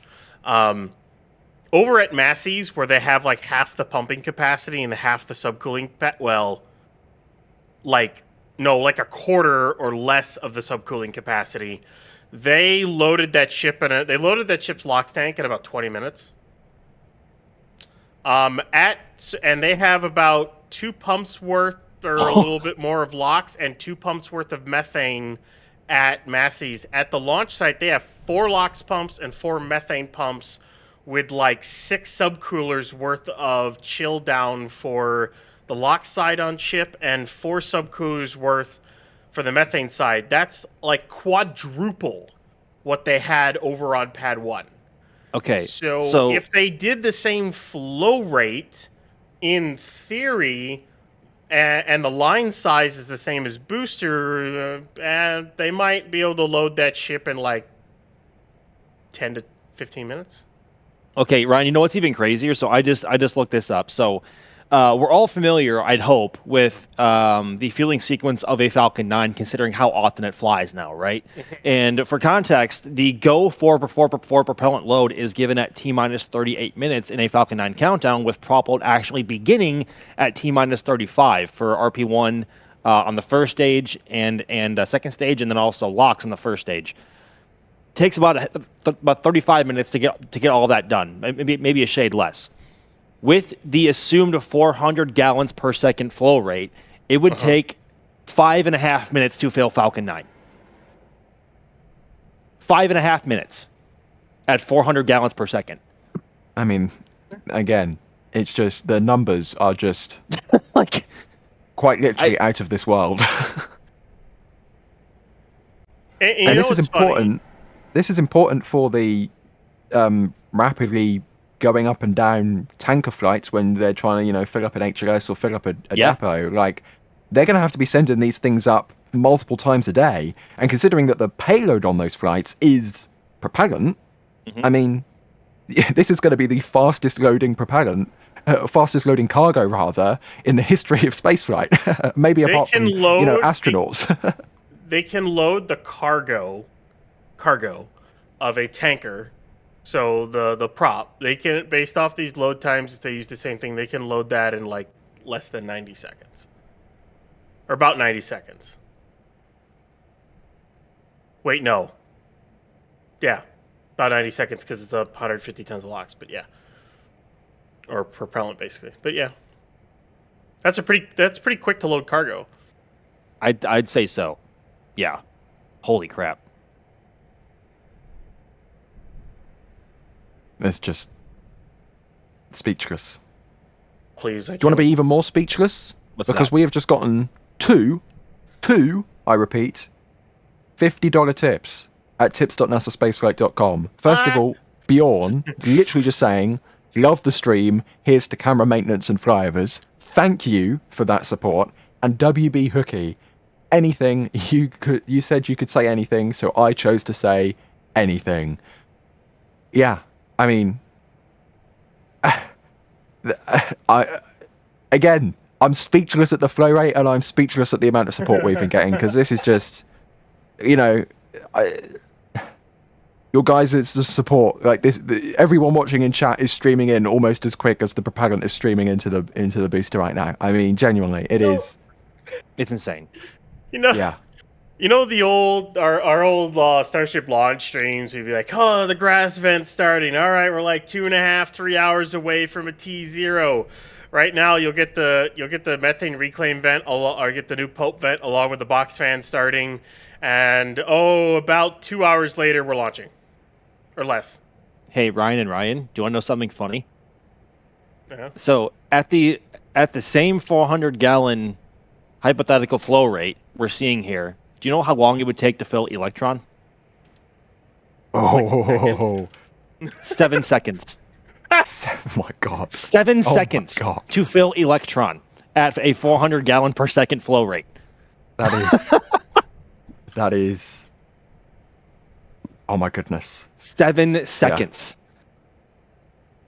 I just got a message from Chris B asking how long it would take to fill up my car, and he's joking, but I genuinely did the calculation. It would take 0.0568 seconds to fully fuel. That's ridiculous. An SUV. That's just actually your fuel tank would quite literally burst at that flow rate. Yeah, I mean, if it didn't burst from, the cryogenic fluid being put inside of it, but other than that, the flow rate would also kill it. Oh my goodness. Ryan, now you've seen this booster start to be filled up. When do you think we might see engines igniting? Whereabouts are we from AT0 as we just cross 6 minutes past 6 in the evening local time? 6:17, maybe 6. Yeah, somewhere in that range. So Somewhere just over between- 10 minutes now, roughly. Good Yeah, grief. they're halfway done. They're halfway or a little bit over halfway done with the LOX tank now. We should be seeing methane frost within the next 5 minutes, or like 3 to 5 minutes. So that's when we'll start seeing that. Right now they're loading the transfer tube for the methane, and then once it's all done and loaded, basically the vents for the subcoolers will basically shut off. We will see a LOX drain and a methane drain come off the service structure. Those will drain, and then we will see at least one vent on the side of the drain one vent on the side of the service structure, and that's going to be on the methane side. However, with them doing a full 33 engine static fire, I am curious is if we will see some of those other vents on the service structure go, as they want to purge the entire thing if they're going to fire it for any particular period of time. So that's going to be kind of interesting to see. We may see something new today on that front. And then, of course, you'll see the DSS go, and then shortly after, we'll see the deluge fire off. And I hope we get some kind of long duration fire here. I want more than 10 seconds. I want like 20. Yes, I really do. I want like 20 with some throttle levels, and I just want to see That would be like so cool. even Although, even though the stand is there, that stupid transport stand, we're gonna see like just this V plume off of it. It's I can't wait. I can't wait. We may be like 10 minutes away from it. Can I be honestly? To be completely honest, I would be happy and satisfied with just 5 seconds. Anything more than that would be a bonus, especially with just the burp we got with the 10 engine test. It's 60 for ship, so I'm hoping for a longer duration for booster. But Not like 10 to 60, 15, even 20 60 would be hilarious. That would rock our freaking world. And don't forget, even if they don't hit that today, I mean, there's plenty of, like, SpaceX can't rush this, right? There is plenty of time for them to get these things settled out, all of the bumps ironed out, and, you know, make sure that this booster is working properly before they launch it. I love how you both said no at exactly the same time then. That was very satisfying. We did have one question here. Let me just find it because I've lost it. Oh, no, where's it gone? Oh, here it is. G. Bennett, thank you for your support. And they're asking, if a fuel tanker trailer you see on the highway holds 10,000 gallons, how many tanker loads go in per minute, and how many can the booster hold loaded? Ryan, I'm going to reserve the total fuel capacity question for you, but I've just done some very quick maths, and according to my calculations, this thing loads one entire tanker truck in 25 seconds, and that would be 2.4 trucks per minute. Good God. So this entire stack is like, I think it's like 53 to 50. It's like 54,000 metric tons. That's for the full stack, ship and booster. I think booster. I think we're in and around they moved the forward dome up a little bit because there's no longer that inner stage. It's now just the truss section with the forward dome. I think booster holds in the realm of like, we're at like 3,800 metric tons, give or take at this point.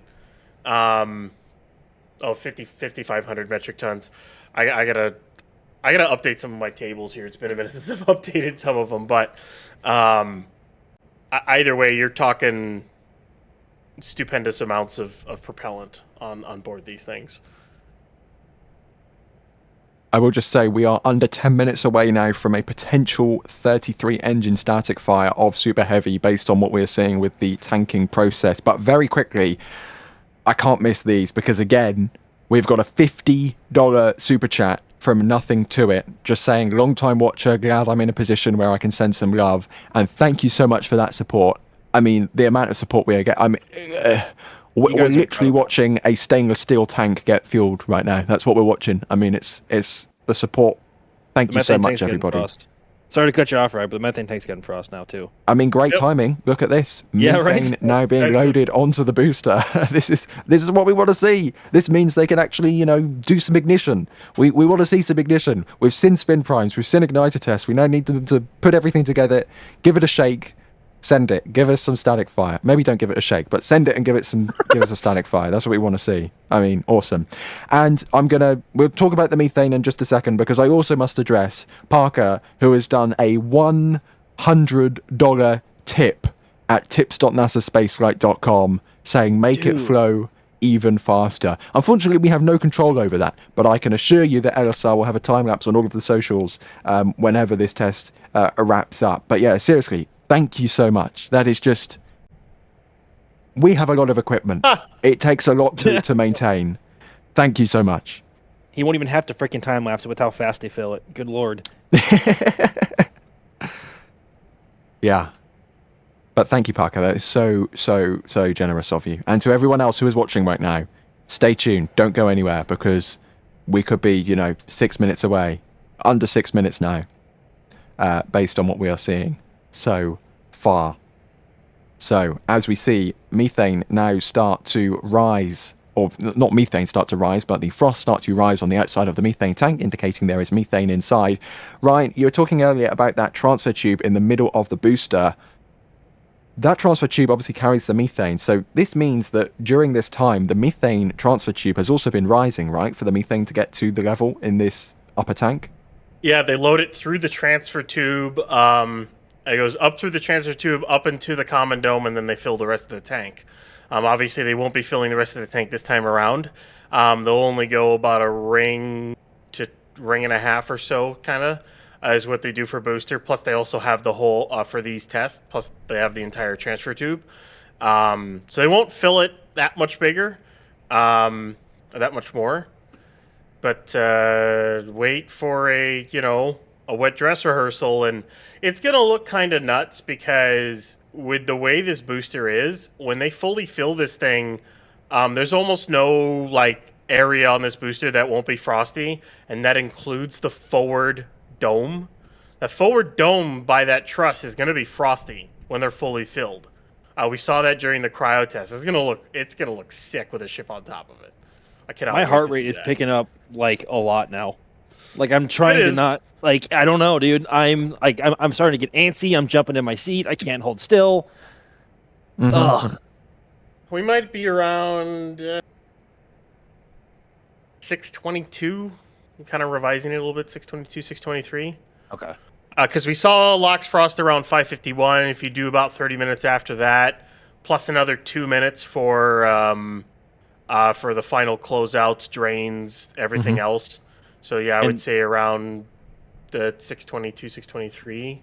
And So those maybe vents out of the launch 10. mount would be our closest visual indicator of Propellant finishing up, right, Ryan? Yeah, so the two drains, there's one on either side.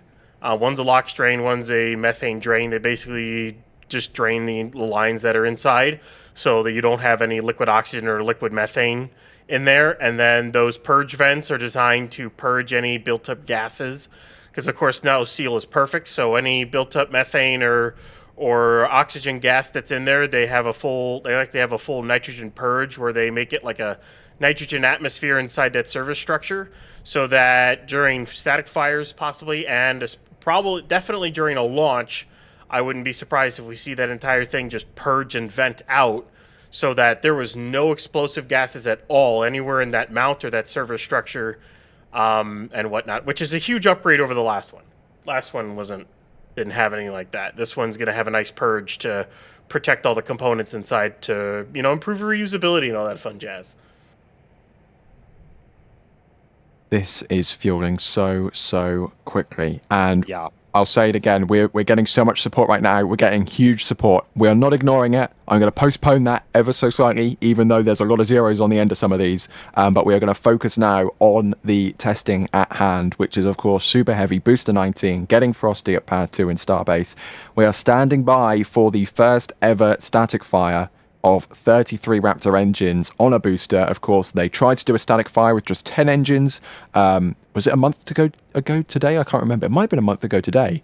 But they ignited 10 engines, which they had installed at the time, a subset of Raptor engines. They fired for like less than a second. It was more of a sniff than a static fire. But despite that, they made a huge plume nonetheless. This is going to be the first time with 33 engines installed. We're going to see SpaceX lighting up the brand new Raptor 3 on the brand new. Everything here is brand new. Brand new engine, brand new booster, brand new pad, brand new GSE. We don't know exactly what's going to happen. All we can hope for is that it goes well, because we want V3 to go well. And it will look amazing. You were off by a day. Tomorrow is 1 month since they had their 10 engine burp. That was already a month ago, dude. That was March 16th. I mean, Artemis 2 has eradicated, half a month from my brain. Yeah, I mean, we've all been so heads down for, the days leading up to that 10-day mission, and of course the 10-day mission itself. So if you add it together, that's half a month just out the window obsessing over Artemis 2, and rightly so.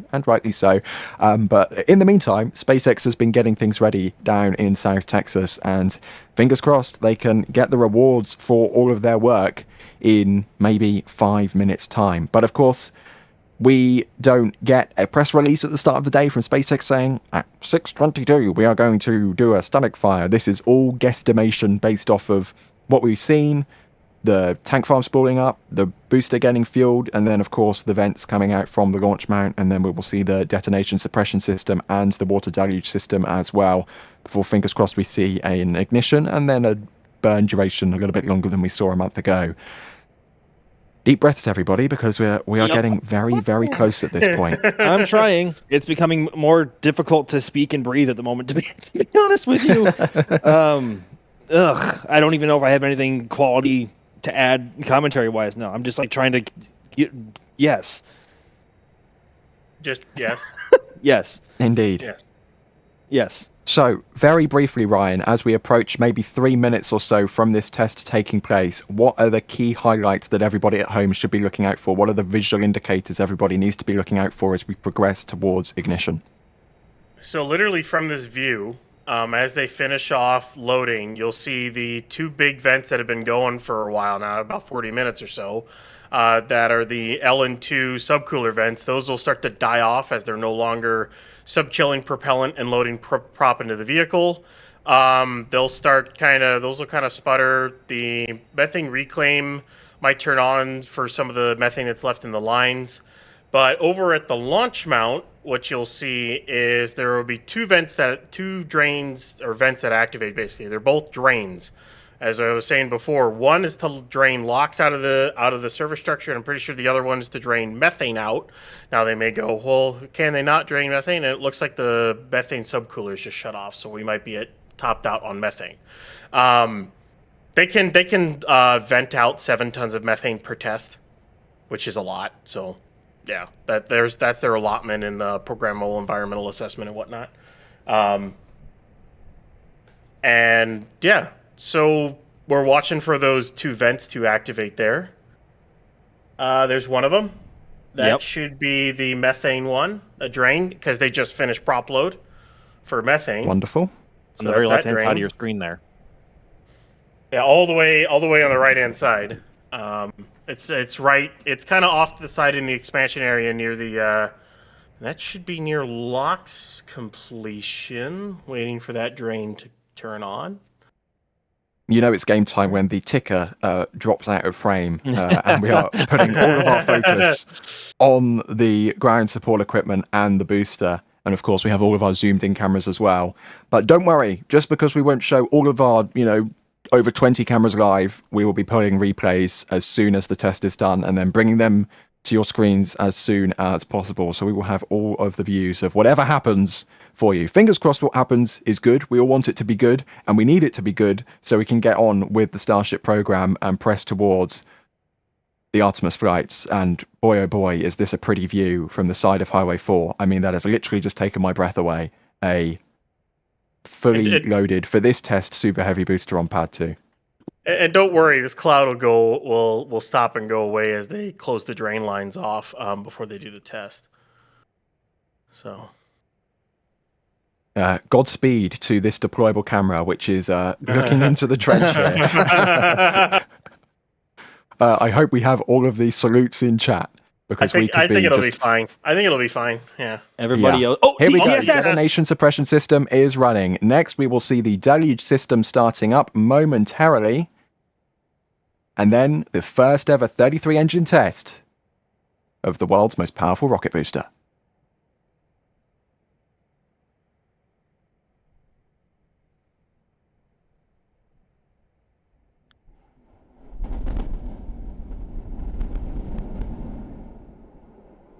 Oh, and that looks like a short firing. God. The camera survived, so did the booster, and so did the pad. What? Holy jumping. This plume is absolutely enormous. And a depress from off the booster there. Just gonna say to everyone right now, we have no idea what their intended duration was. That could have been exactly what they intended. So we don't know. Just to say. So radar, this is going to show up on weather radar. This is this is huge. Look at this. Look how tall it goes. Our cameras aren't wide enough. This is wow. This is huge. I have seen some of the wide shots of this, like this angle. Holy cow! Dude, it's like a borderline mushroom cloud. Look at that. We have to tilt the camera up. I've been caught off guard by my astoundedness at the size of this plume. We have to tilt the camera up. Wow. I can't wait for replays of that. Yeah. And mind you, that was just like what, 3.5, 4 seconds? It was like 3 seconds, yeah. And look at that. That beautiful new robust proper launch pad, as I've been calling it, looks in healthy shape to me. The first time it was really ever truly tested, right there. That's like the first time. That is the first time this design, which is years in the making, has actually been tested by SpaceX. Yes. That's. I was hoping for longer, but we'll see. We'll see if that was if that was the correct duration or not. Of course, we'll have to wait from SpaceX. Words. And don't go anywhere because we will have rapid replays in progress to bring to you. By the way. Okay, so propellant is now being offloaded from the booster back into the tank farm. But yeah, rapid replays on the way. We will be showing you all of the angles we have of this testing. Wow, that was quite a test, even though it was just a few seconds long. But, as we've been saying, they've got to be careful. They've got to go into this gently. They can do plenty more testing beyond this. So, yeah, this is going to be a really, really exciting test campaign going forwards because for the first time, they've ignited a considerable number of engines. We don't know whether it's all 33 yet. We will need confirmation from SpaceX for that, but that looked like a solid test to me. We did see some foreign object debris getting blown around from that close-up view looking into the trench. I don't think there's anything out of character with that. Maybe just some stuff that has been left in maybe around the launch site that should have been cleared up, but that didn't look bad at all to me. Just looked like some, standard FOD in Starbase as it comes. But yeah, that is looks like a healthy booster, looks like a healthy pad, and definitely looks like healthy GSE as they are now de-tanking the booster. And the man lift, that aerial work platform, survived. Like, that wasn't even full thrust. Probably not. Probably not. I mean, and also, so I think one thing to consider just in terms of how big the exhaust plume is going to be coming out of both sides of that trench. Remember, we all remember how massive and gargantuan the exhaust and dust cloud was from Pad 1, right? But that was the exhaust from all the engines being dispersed in every direction. For Pad 2, all of that thrust and all of that power is being condensed and It's all being condensed into one area with only 2 exits. And so that was just after 3 or 4 seconds of ignition, and the plume was that big. I don't know. I don't even know if I have the words. Godspeed your remote cameras whenever they get set for Flight 12. I mean, no kid. I've been brainstorming for a while, but this is a critical piece of visual data that I've been waiting on for a while. That was immensely helpful, and also yeah. What? Right. Go. I am seeing some playbacks, some replays. I can't speak, and it is. Oh my God! You're right. Absolutely amazing. I can't say words. Well, keep your words contained that you can't say for a few more minutes whilst we work on getting those rapid replays into the queue and brought up on screen. In the meantime, during the test, I did say just before we were going to pause for a minute because we did have the test coming up, but we did get some huge support, and it would be wrong of me to ignore these any longer because John Benstead has done a $50 tip at tips.nasaspaceflight.com. Tip of the day, don't put your tongue on a super frozen super booster. Good tip. Definitely don't lick liquid oxygen or liquid methane either. It won't end well. Patrick West has done a $200 tip at tips.nasaspaceflight.com. This is the amount of support we are getting today is absolutely incredible. And again, I will repeat the line I've said so many times over this month with Artemis 2 and the Starship stuff ramping up. We cannot do this without your guys' support. We genuinely cannot, and everything you guys so generously give to us goes so far, and we put it to good use to making sure we can bring you live views like this one right here, which, you know, could have been hit by some of that FOD, but survived. And speaking of the we do have a drone. There is a drone. But I just have to hit Ryan very quickly. I do need to hit this because Lasertech, thank you for the camera maintenance fund for a $50 tip at tips.nasaspaceflight.com. Seriously, this is just... If Ryan doesn't have any words because of this test, I don't have any words because of this support, because this is just incredible. Patiently waiting for Jay. Patiently waiting. Yes. Not really, though.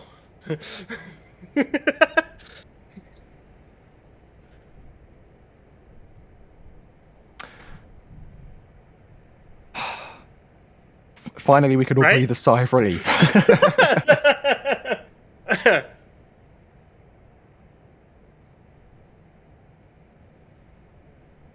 Good. Like, my, oh my. It's so just to, and you can see the frost levels going down as they've already detanking. They basically detank instantly. One of the biggest indicators you can see detanking is the vents all the way over at the methane tanks are on, which means they are flowing methane all the way back to the storage tanks and recondensing it before they put it in the tanks themselves. So that's one of the big indicators to know that they're, especially if they're detanking methane.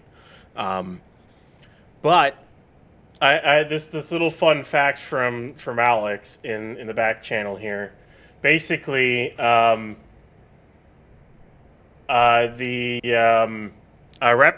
3 is at 250 tons of thrust each, and if all 33 engines fired off at 50%, it'd be more powerful than SLS, even at half power for all 33 engines. And when you consider that that SLS has 2 5-segment solid rocket boosters, that is, again, numbers which are completely unfathomable to the human brain. I mean, yeah, speechless. Absolutely speechless. And you can see now that detanking, I mean, the frost is already peeling away. I mean, it's just... I mean, I also wonder how much of it broke off upon ignition, just because of the vibration. Oh my goodness me! Yeah, sorry everyone. I got carried away here. I got really excited and carried away, so I interrupted Ryan when I shouldn't have. So yeah, that's on me. I got it. I'm getting excited. Sorry. Yes, we all are getting excited. It is an exciting day to see this happen. But since we are now into detanking, I think it might be safe to go through some of the other support we've been getting because the support queue is already over an hour. So I should probably be hitting some of these. Are excited. Thank you for your support. Just saying, take my money. It is greatly appreciated. Blake, thank you for your support. They're saying, we haven't been watching as close as I would have liked. What was up with the aborted static fire / delays with testing yesterday? Well, this was submitted long before the static fire took place today. But Ryan, what took place yesterday preventing SpaceX from being able to static fire yesterday? Do we know? Not really, no. I assume it's pad related because they didn't destack the booster and it didn't really look like they messed with the booster a lot. What they did do is they put the sticks around the booster and they disconnected the booster QDs. So they kind of held the booster in the right position to reconnect the QDs. And then they reconnected them in the middle of the night. So whatever they needed to do, maybe it was something with the QD, maybe it was something just before them. And they wanted to disconnect the QDs and fix something and purge it without it being connected to the booster. Could be any number of things, honestly, along those lines. Either way, they fixed the problem. They kind of held off for a while today, and then we got a 3-second, what we assume is a 33-engine static fire. Of course, we're got to wait for confirmation from SpaceX. I hope they do that post where it's like, boosters completed its full duration or partial duration, maybe like 33 engine static fire, and they're gonna go and then or something like that. And maybe there's another test tomorrow, and then maybe like something like pre-flight testing or whatever. And then they add a second post to that showing video of both Booster 19 and Ship 39 of both static fires and going. Both vehicles have completed their engine testing, now are into final flight preps or whatever, or something like that. That's kind of what I want to see. I'm crossing my fingers and hoping because those 4 lights or stanchions you see lowered into the launch mount that can retract, those are cameras. I want to see that footage, like now. SpaceX. like right now. Like right now. Yeah, if we could get that live, I mean, yes, please. Yeah. Fiber feed from SpaceX, right? Like, right? Yes, please. Yes, please. I think also a good indicator of how well the test went is if we see the closures for tomorrow or the next day, if there is one for the next day, either disappear or become a primary closure or testing window. That'll be a solid or a good chance to see or gauge where SpaceX is at with their test in terms of success or not, or if they wanted to keep going with testing. Either way, like, good grief. Replays are on the way. I will say it again. Don't go anywhere, anybody, because replays are on the way, and we will have them to you as soon as they are cooked up and ready to rumble, because Booster 19 did indeed rumble for a few seconds at Pad 2 a few minutes ago. I hear venting.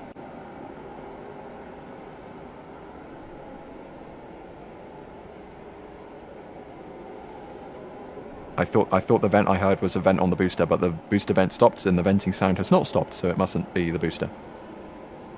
I mean, it could be from the methane tank by the grid fins, if we can check on that real quick. Well, first we're going to go to replays because they're ready with audio. So let's listen in again to the first ever 33 engine Raptor 3 static fire on a V3 super heavy booster.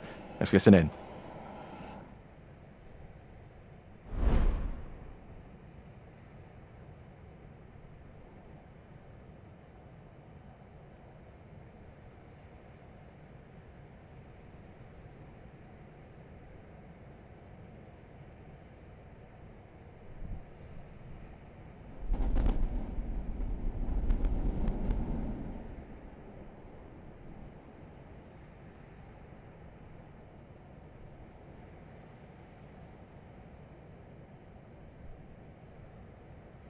Was there a secondary flash in the engine bay?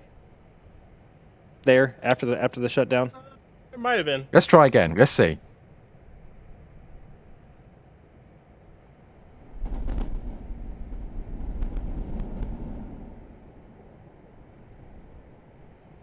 There's some.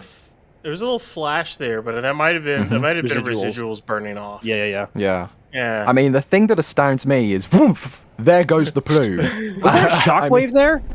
I mean, yeah, it's a shockwave following the ignition. But maybe you want to ask some of the birds in the local area. Probably not the happiest right now.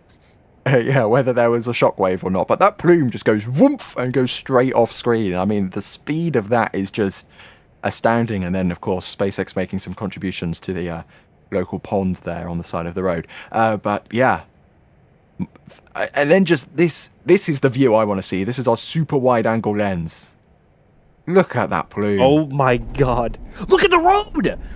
There is 100% a shockwave there, and you can actually see the camera getting shaken in relation to the road. Well, that's 33 engines igniting with supersonic exhaust. So yeah, there's definitely should be a shock front in front of that. That is quite the plume. Looking on from the north. Oh, that is a shot. Dude, are you joking? Look at the flame coming out of the bucket. Like I said, it's gonna look like Saturn, except for in a V. Wow. See, now I'm really excited to see it from the south. But let's see what comes next, because that is, I mean, this is something else compared to the Vandenberg fog machine. Okay, let's look at zoomed in from the beach. Let's take a look at this.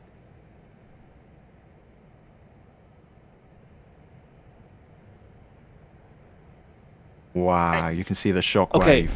So if we can possibly go back to like ignition, are you guys know the footage from Apollo and Saturn V, right? Where some black smoke comes up from underneath the rocket and gets sucked back down? Yes. Look above the launch mount. There. Oh, it happens here. Oh my god. The instant of that high pressure zone in the trench, because of a massive amount of supersonic exhaust, creates a low pressure zone right above it, which sucks the air in, basically. Yeah, if you look like right now. There. Oh my god, that's so sick. It goes boof. Oh. Wait, Ryan, how's it go? It goes boof. That's the actual sound it makes on the launch pad. That is a real recording. Yeah, that's quite something. I am looking forward to some slow motion remotes when we set for launch. It looks like Saturn. It does. I can't wait for our wide shots from south here, because it looks like Saturn V. Okay, let's look on from our wider angle over on the beach here, or from the beach area at our dune deployable. Oh wow. Dude, oh my god, dude. My oh my. And that's only after like a 3-second burn. Yeah. You're probably going to need like at least 2 to 4 more.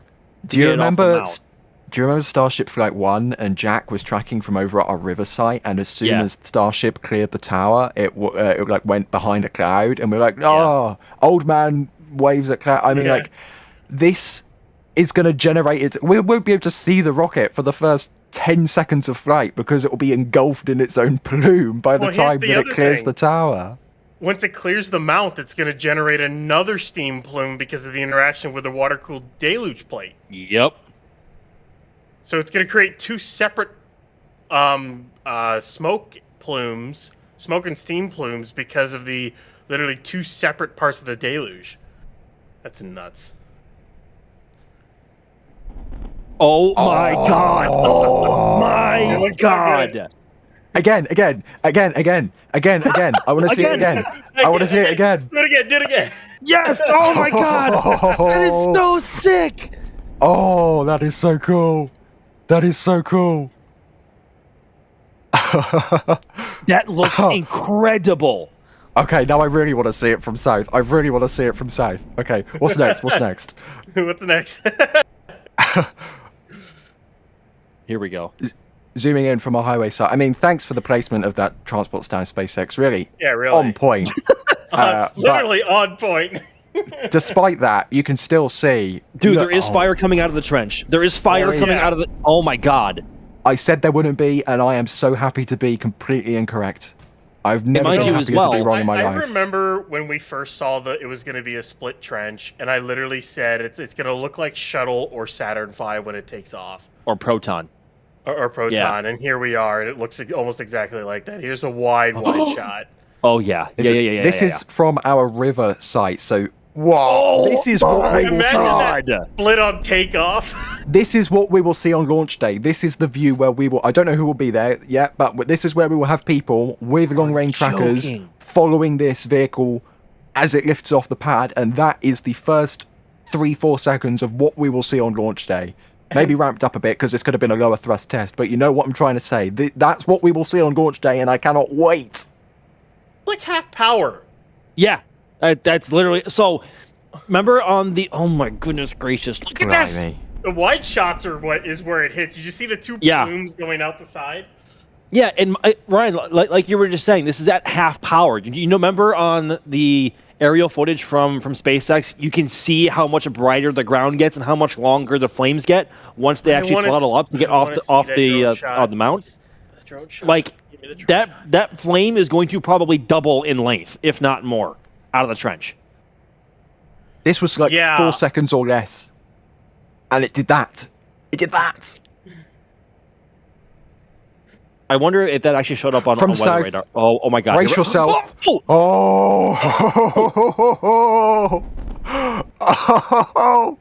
Oh my goodness gracious me. You are Jesus. Oh my god. SpaceX, I want it again. Go longer. Go longer. I want it again. Yes. Do it again. Recycle. Do it again. Do it again. That is and remember, they have this same launch pad design at Pad 2, Launch Complex 39A. They're going to have a couple of them over at Space Launch Complex 37, and they are actively retrofitting Pad 1 to be this design. We're going to see 5 times this in the not too distant future. I mean, this is going to be just... Oh my... Just look Dude, at this is absurd. Good God, man. This is just absolutely bonkers in the best possible way. I just want to say this to SpaceX as a whole. I know we always say a lot of things, but from yesterday and today, a massive congratulations to the ship team, the booster team, and the pad team. You had, especially the Massey's rebuild team. You rebuilt Massey's. Ship 39 did almost a 52-second static fire yesterday. It seemed like it was perfect, nailed it. Ship is getting ready to go back for flight preps. Booster and the pad just had their first ever I really like a decent duration static fire, because that 1.7 second burp, or like 1.4 second burp with 10 engines wasn't really that much. But this is far more. Truly tested the pad, tested the booster, and after what is probably at least 2 years of like hard work to come up with Block 3 and the pad, man, it's been proven. The next step is to wet rest it and launch it. Like 100%. God I think dang. a massive congratulations is in order for all SpaceX teams, their booster and ship. That was... Wouldn't it be the biggest bombshell in the world if that was only 13 engines? Like, psych, there's more. Another view. Oh, dude, It's so bright. I So don't bright. even... That's what I have to say about this. You kidding me? Oh, the bird's running out of the way. Like, run away! Run away! Get out of here. Oh my god, we're gonna have a field day here on Flight 12. This is Max. This isn't just Flight 12. This is the pad they're using for basically the future of Starship. Ryan, you already had me sold on Flight 12. You don't have to keep convincing me. Again, and I will say this again, I really hope NASA and SpaceX figure out a way to time this right. But can you imagine a 30-minute time between launches where for Artemis 3 they launch HLS Starship out of 39A and catch the booster, and 20 minutes later after the catch they launch SLS. Oh my god, dude. Yes. And rendezvous. Yes. Come on. I mean, I said it. It's like do it. It's like Project Gemini on steroids times like 50. Like, do it. Like, come on. That would be one of the. That would probably be the coolest moment in it. No, it wouldn't be the coolest. It'd definitely be in the top 5 of coolest moments in spaceflight history because it's kind of hard to beat the moon landing. But you know. A little bit. But I mean, I said it at the opening of the last Starbase summary we published. I mean, NASA has proven they're going to be ready for Artemis 3. They can get SLS off the pad when it matters. SpaceX, what you doing? And SpaceX has proven they can light up a booster. V3 is, V3 flight testing is rapidly approaching now, and we are getting ever closer with all of this ground testing, and this is going to be astounding to watch fly. Astounding. I don't know if I'm going to be able to sleep tonight because of that. I'm not even saying that as like a joke or as hyperbole. I'm like genuinely going to be processing that in my head just for like camera placement, compositions, like what can I get there from cameras? Like I'm going to be thinking about that so hard. Good grief, man. What a time to be alive, hey? What a time to be a fan of spaceflight. And all I'm going to say is, if you happen to be brand new to the channel after Artemis 2 and you joined us during our Artemis 2 coverage, we know thousands of you did. First of all, welcome. Second of all, hope you're enjoying the show. Third of all, you've become a spaceflight fan at just the right time because we are entering a brand new unprecedented era of spaceflight activity. If you thought Artemis 2 was cool, well, guess what? We've got another one coming next year. We've got the biggest rocket humanity has ever built in production, in testing, getting ready for flight right now on stream. We have New Glenn, the other Artemis lander vehicle, getting ready for its third flight and first reflight in Cape Canaveral. We have literally dozens of companies building launch pads around the world right now, which we are covering. I mean, there is so much stuff going on. You have picked the perfect time to become a spaceflight fan, because if you thought this was cool, things only get even more incredible from here. I can't quite comprehend how incredible things are going to be from this point on, because what I just saw was, they did some wizardry, did SpaceX, to fuel that booster that quickly, and then they performed what looked like I'm going to call it a successful static fire. We don't know if it was exactly what SpaceX wanted to conduct at this point until SpaceX says something, but they didn't blow up the booster and they didn't blow up the pad. So I think for a first test, they can class that as a success.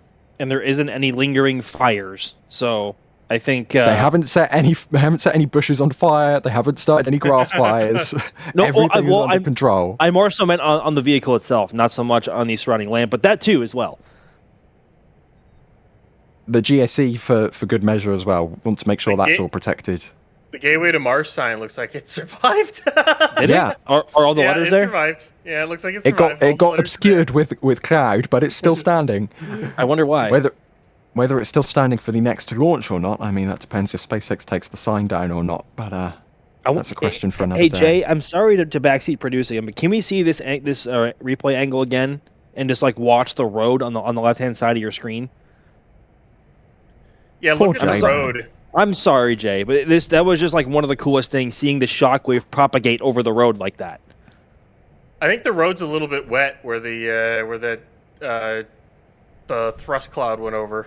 I wonder if might have got him rained on. Here we go. Thank you, Jake. Yes. Today's stream. Thank you, Jay. Watch the road. Look at this. Look at that. Look at this. Oh, the shockwave goes over the road there. But I wonder if there's going to be any damage to the road in the long term with shockwaves hitting at that precise spot. Maybe. Well, if you thought Highway 4 is bad, you just wait, sunshine. You just wait. Hey, You just wait, sunshine. Oh Max. my god. I can't wait for slow-mo now. I know. Want slow-mo. I know. This. I know. This is just incredible. So good.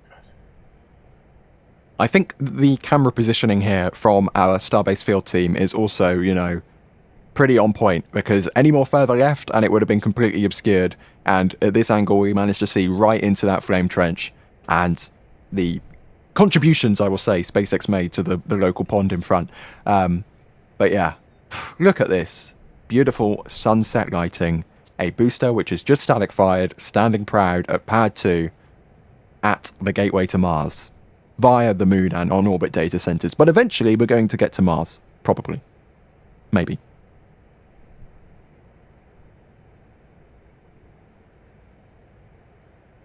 I should probably hit some more support whilst we continue to watch the vehicle detank, because, again, we're an hour behind.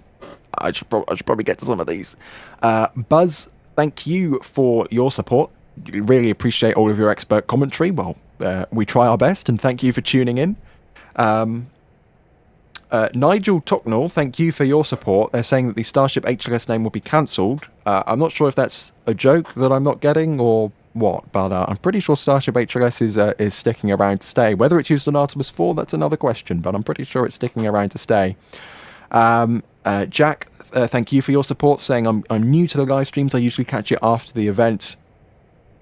Why are we looking towards those yellow tanks a lot? What signs are we looking for over there? Ryan, I'm pretty sure we're not looking at the yellow tanks. They just happen to be in front of those vents at the tank farm, which we are very interested in. Yeah. Could you just explain why we are so interested in those vents in particular? We can see right now in the bottom right of shot. So the vents we were looking at earlier, especially the methane reclaim vent, that is basically them venting off nitrogen to help recondense methane and whatnot that they're using to chill down. So as you use methane or liquid oxygen to chill down, either one of them, of course, you're going to heat up as there's a heat transfer, because you're using the cold liquid to chill down the warmer pipes. And eventually it's going to boil off. And for methane, you want to try to reclaim that, recondense it, and reuse it, because just venting off the methane, it's bad for the environment. It's not great, and whatnot. LOX And it's flammable. Yeah, and it's flammable. LOX isn't really that bad. All oxygen does is make things more flammable. It doesn't actually catch fire at all. That's not what oxygen does. So venting out liquid oxygen really isn't that bad of a thing at all. Especially because you need the right concentration really to get kind of an ignition. And then in terms of the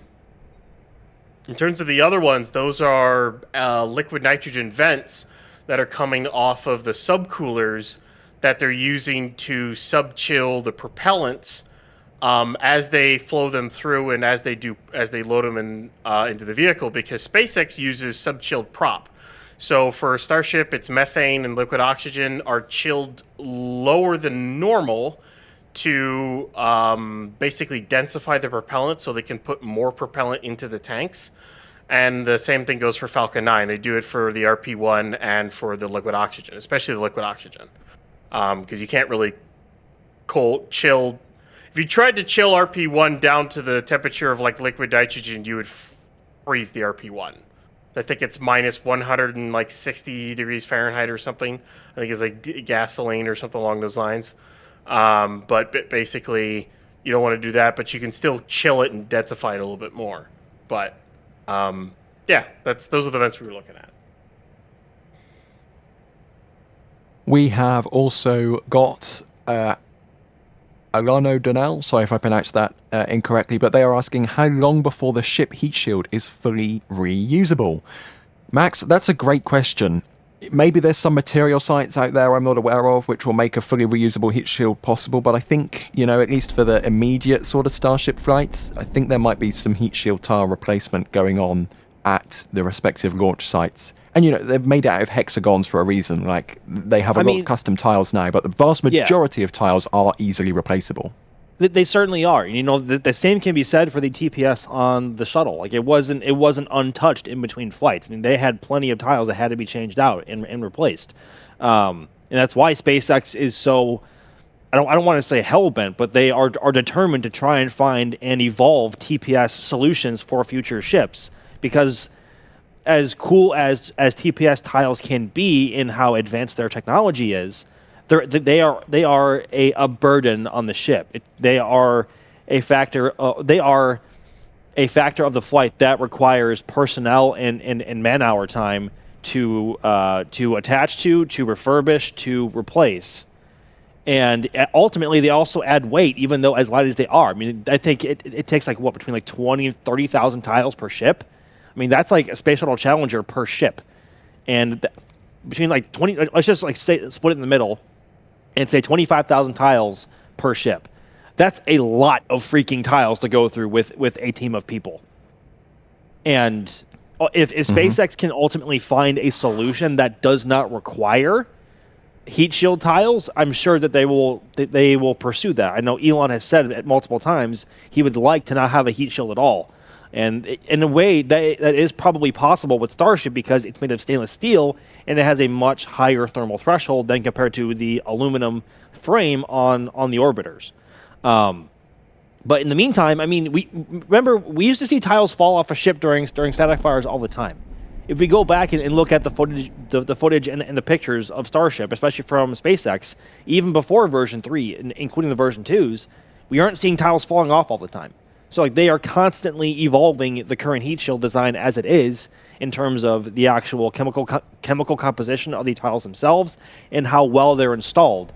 Because TPS alone is an engineering nightmare because on one side of the tile, on the outside, you are dealing with thousands of degrees Celsius with the plasma during peak heating, and then on the other side of the tile, you have to deal with negative hundreds of degrees Celsius in cryogenic propellant, both in LOX and methane. And so you have to design a tile or a solution to withstand both the compressive and the expansive forces of both forces. So Well, Ryan went well. The tanks aren't going to really be. I mean, they'll be cold, but there's no prop in the tanks when they go to re-enter. Every time they go to re-enter, they'll dump the tanks. Right. But still, just in terms of design and keeping the gaps in between the tiles uniform, even though they have that ablative crunch wrap or that the crunch wrap and the ablative layers below the tiles, the fitment there is absolutely crucial. And we've seen photos of the last two version 2 ships and ship 39. The heat shield looks incredible. Dare I say, uniform. Like it's, I mean, long term. Go ahead. Figured out a lot. As I say, they figured out a lot of things. Lessons learned. That's for sure. In through 11 flights. But yeah, I think in terms of heat shields being rapidly reusable, Starship is certainly on that path. We ultimately will. I shouldn't say ultimately. We should hopefully see a ship reflight this year, assuming that they are able to catch one soon from orbit. But ultimately, I mean, SpaceX is constantly evolving and trying to find different heat shield solutions. So maybe they'll find something in the near future. Who knows? And they, of course, have managed to take a lot from what the Space Shuttle program developed and taken a lot of the lessons learned from that program, which was, of course, the first vehicle with a sort of tiled heat shield to be reused. And speaking of Space Shuttle thermal protection systems, you can wear the Space Shuttle thermal protection system if you get the Shuttle TPS Sun Shirt, available at shop.nasaspaceflight.com. Max, I know you are a fan of this judging by the previous Starship updates. Yes. I don't think you've taken it off since you received it. But if you so wish, shop.nasaspaceflight.com for the Shuttle TPS Sun Shirt. I'm not gonna lie, Ryan. I hardly wear anything else anymore, especially like whenever I need to come to work here, either on KSD side or Cape side. I'm wearing a sun shirt of sorts, whether it be my orange one, my green one, my blue one, my TPS one. Like I don't Like these are most of like most of what I wear 90% of the time, because especially as we get into the hotter months coming in summer, like these are crucial to just making sure your skin doesn't get fried, right? So, and yes, the one I do have a shuttle TPS sun shirt. I not the Starship one we have in the store. I probably shouldn't be saying this, but it's the one I have is currently a 1 of 1 because apparently there wasn't enough demand for it in the store. But I had multiple people. I went to Yuri's night recently here at the. It is out. I didn't make a mistake. It is out. It is out. Is it out? Okay. Ignore that. There it is. Oh, that's not it. That's the SLS. Oh my gosh. But it is out. Don't worry. I'm ordering that right now. Hang on. I didn't even know we had that. That's insane. Wow. Incredible. Whether it's in the shop or not, don't worry, it might be there soon. Anyway, I've dug myself an absolute hole here, and I'm going to try and climb out of it. I do apologize for the store team if I've just said something I shouldn't have said live on the stream, but there we go. We have exciting stuff always coming to the shop, so, you know, I recommend checking in every now and then to see what products are coming. I should probably stop talking about the shop from this point on stream, just in case I say anything else, which I definitely shouldn't say on the stream. So I'm going to very swiftly and transition into some more support that we've been getting in the hopes that nobody from the store team is watching and I can get away with this in our next meeting. Moving on. Thank you to Officially Goob for your $20 super. It takes longer for me to put fuel in my car. Yeah, we were talking about that, and it would be like 0.5 seconds, 0.05 seconds to fill up a car fuel tank at the speed that they are filling. Super heavy. I mean, it's bonkers. Donkey Hunter, thank you for your support. Thank you for that. Lachlan, thank you for your support as well. Asking how long would it take to fill either the Space Launch System or Saturn V. I don't know if anyone knows how long it took them to fill up the Saturn V, but I can tell you from watching our stakeout coverage of Artemis 2, it takes them much longer to fill up the core stage of the Space Launch System with its liquid hydrogen and liquid oxygen. And they do that like 7 hours before launch, not 40 or less minutes. I mean, the scales here are just the ratio between these two vehicles is just off the charts. Yeah, both are easily multi-hour processes to get every single stage filled and topped off on both the Saturn V and SLS. So it doesn't even compare to any other rocket really, either Starship or Falcon 9, just in terms of how quickly they can load, especially Starship. We have Telstar86, always in chat. Thank you for your support. Just got in time to watch this happen. Please, SpaceX, give us a good show. You can tell these supers are a little bit old by what they are saying, because we have gotten so much support. I'm trying to get through them. But thank you, everybody. Oh my goodness, Molly with a $50 super. Thank you so much for that support there. Steve, thank you for your support, saying that I've watched all Starship launches. I noticed more excitement, so how will this next launch be better than prior launches? Well, Ryan, I know you are working on articles and videos all about the upgrades to Starship version 3. If you could, in maybe the briefest way possible, what are some of the upgrades you are most excited about for Starship version 3 compared to the previous versions of Starship? Well, Raptor 3 is one of them. Newer, more powerful, more advanced engine, basically. The integrated hot stage ring on booster. I gotta say, the 3 grid fins are growing on me. I don't know about either of you, but they've definitely started to grow on me. Especially, I love how the rudder fin is a slightly different design than the other 2 are. That's kind of fun.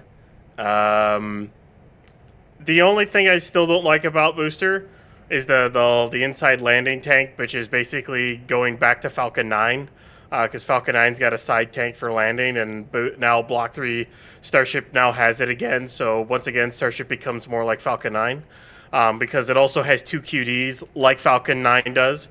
It's kind of funny. They started off like Falcon 9, started to go away from Falcon 9, then started to come back to Falcon 9. It's kind of funny the way SpaceX works with Starship. There's a ton of different things. The new transfer tube on booster, the heat shield changes. They've gotten rid of a horizontal seam on the nose cone, One big thing, which I don't think a lot of people would notice, but when you look at the heat shield of the ship, especially on block 1s and 2s, and especially on block 2s, it's a little more noticeable. But the aft of the ship on block 2 has slightly smaller tiles than the rest of the tank section. When you look at it, especially, and it's really, really easy to see when you had like S-37 on the orbital launch mount, when they had to do that because of what happened to Massey's. You can actually see that difference. But on Block 3, they've gotten rid of that, and the aft is the same tile size as the rest of the ship. There are the slightly different, the smaller tiles and whatnot that are on the aft dome, the forward dome, and the common dome, but that's because there are external stringers on the tank section, and they needed to use a different size tile to work it inside the stringers. But the entire heat shield is beautiful, like it really is. Engineers, we were talking about it before, engineers have spent a lot of time on that thing, and they have a couple of re-entries as experience and proof. And it really does seem like Ship 39 is going to fly. It's going to fly with a complete heat shield. No missing patches for experiments. The only thing it's going to have are newer glued patches on the leeward side, just kind of testing a new glue out and some other things. But otherwise, it looks like we're going to have a fully tiled ship to fly on this flight. Which, thank God, it's been a while since we've done that. The last time they had a ship that did that, I think, was 30. Although I think 30 might have had a few missing here and there. But that was the first ship that got ablative. Either way, it's been a while. There are a lot. Yeah, it's been a while. There are a lot of things about the new version that are really nice. And of course, then I could go on forever about how nice the pad. Yeah. I mean, like I said, you're writing articles and videos for this. I mean, we're going to have so much content of the new stuff for V3. But go on. But I was going to say, I could go on forever about the pad. Like, seriously, I could list all the amazing different new things about the pad. We've been literally gushing about how much prop they're gushing into the vehicle and how fast they're doing it. We're gushing about gushing. Yeah. The flame trench, the bidirectional flame trench with the split buckets, and ridge cap, and then of course a water-cooled flame deck alongside that, the split QDs, everything, all those internals that were inside the ring on the original OLM, pretty much all of that is now shunted into the service structure on the side and completely encased in shielding and protected. It's got massive like bank vault doors to protect some of it, as well as like blast doors. There's so many different and so many amazing changes to this new generation of Starship. Hey guys, go on forever. Yes. Is there a prop line in the SQD arm, Frosty? Or am I seeing things? I see a white pipe in the SQD shoulder. In this shot? Yes. Lower left. That's pad 1. That's pad 1. Oh, is it? Yeah. Oh, never mind. I thought you were talking about another shot. I was confused for a second. You know what? Yeah, disregard that entire statement. I don't know. Okay. There are no lines connected to that. Yeah, never mind. All of the high pressure and cryogenic lines have been ripped out the inside of that tower, and they've been sliced and cut, and that arm is just kind of there. My guess is that arm is going to get taken off that tower once Booster 19 is done out at the pad, which we have another closure tomorrow, so we still got it, and it's a primary day. Yep. So there's very likely another round of testing tomorrow. We just don't know exactly what that is. But the new Buckner 11K that came in to do the roof on pad 2 will go ahead and remove all the old horizontal methane tanks that have been around since kind of the start of the program here. Those are all going to go, and the new ones are just going to stay and be used, and then it'll likely rip the SQD arm off because that needs to get replaced entirely. They have to move it down and then replace it as well. So it's a pile of junk at this point. Yeah. as we continue to watch live views of Booster 19 detanking following its what we assume to be 33 engine static fire on pad 2, we have a photo coming in hot off the press from one of our field team, Colleen. Let's see what Colleen managed to get, and that is one heck of a picture looking on from this is miles away, by the way. We are outside of the exclusion zone, as you would expect. That is a very, very pretty picture of a very, very pretty booster on a very, very pretty launch pad. Everything about this is very, very pretty. That is awesome. I think this looks even better than I could have ever imagined. This angle especially. Like, I'm so glad we are going to have an actual... One, big plume, big like. Two, big gap of no plume, also big like. Because the problem with pad 1 was with its legs, we were always constantly dodging the plume. We had to find an angle where you could still see the booster, or, you know, the entire vehicle for that matter, when the booster was firing. And, you know, it's really awkward to try and find a position which you can actually put cameras on and isn't somewhere where you can't put cameras and is in line with one of those legs on the launch mount so you can actually see the vehicle when it's ignition. But now, I mean, 180 degrees might be a bit vast, but at least 160 degrees field of view from the pad on each side. Like, there is so much visibility to this. How that will change when it actually lifts off, as Ryan was mentioning earlier, and then they start steaming up the top deck kind of deluge as well. I mean, we don't know, but that is going to be quite a sight come liftoff. Yeah, so like, you'll get this plume for engine ignition and whatnot, and you'll see something kind of like this, and then the entire stack will start to lift off. As probably they check the engines in this, the top deck deluge will activate. Then the exhaust plume will interact with the top deck deluge alongside it as it starts to pitch over. And then you'll have another massive cloud of steam, but the steam will basically be getting instantly vaporized because it'll be in the plume as well. And then the entire thing will raise up as the exhaust just kind of pours over the pad, but also interacting and being protected because of the top deck deluge. It's going to look glorious. Redonk. Just redonkulous. That's how it's going to look. I still need to hit some support. It keeps going, believe it or not. It does keep going. We are very grateful that it keeps going.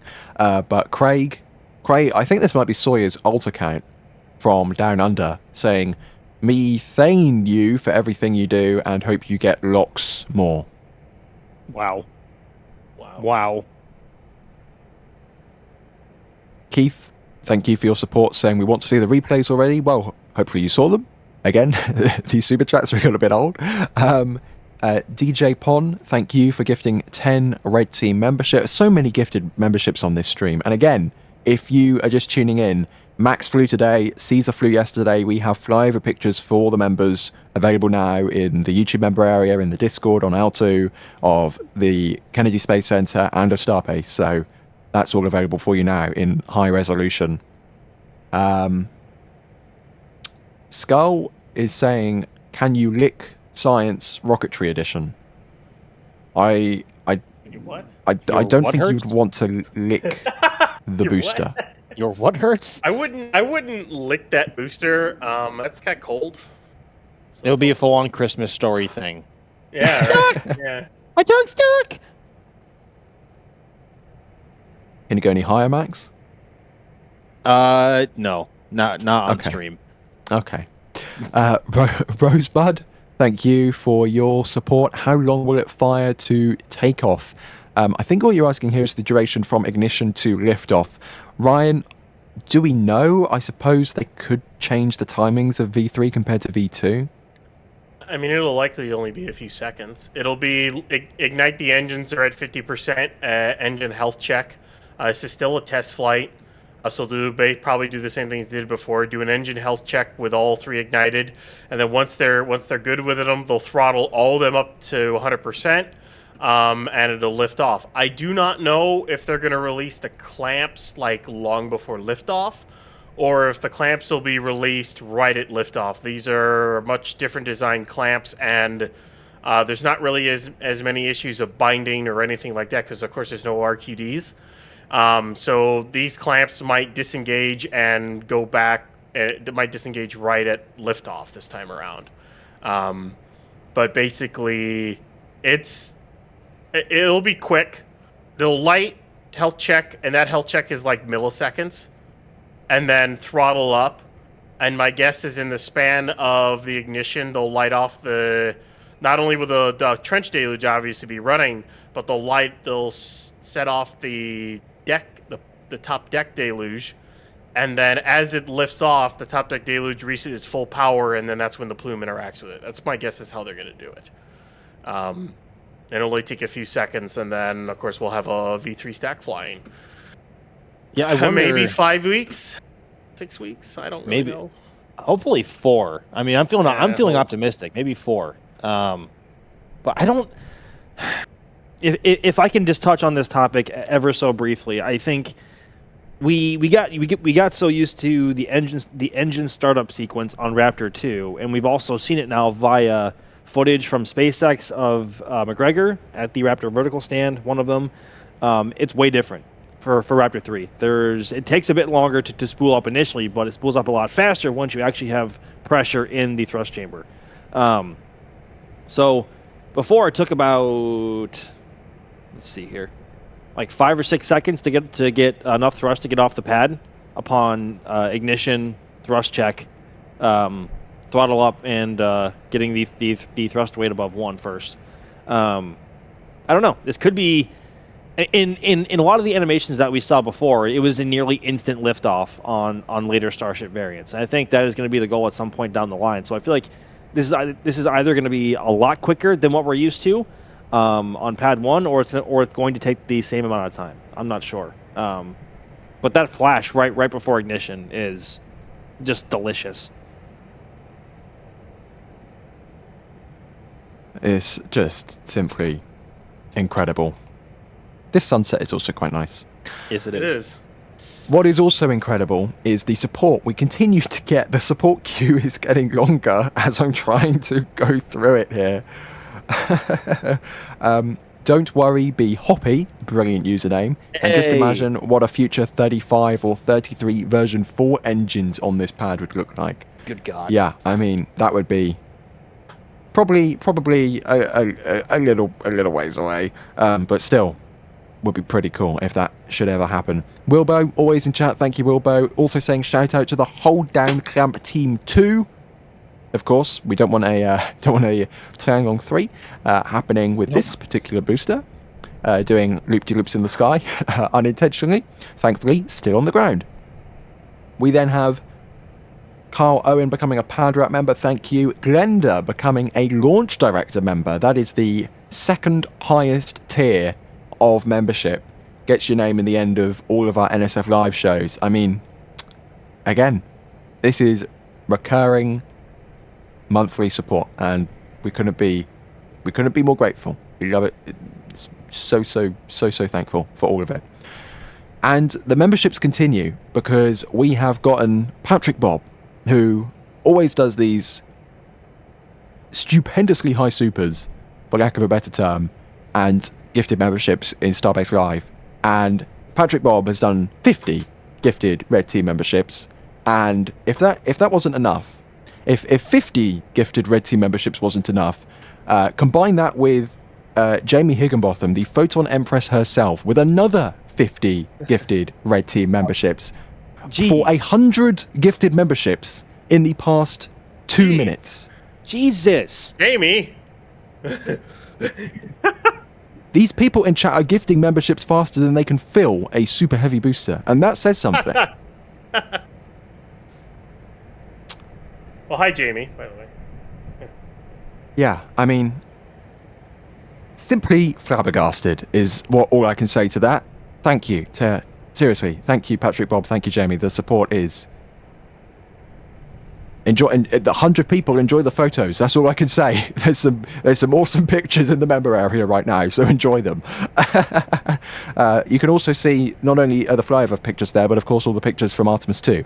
And Max, I know you can say that you took some corkers from remotes from Artemis 2.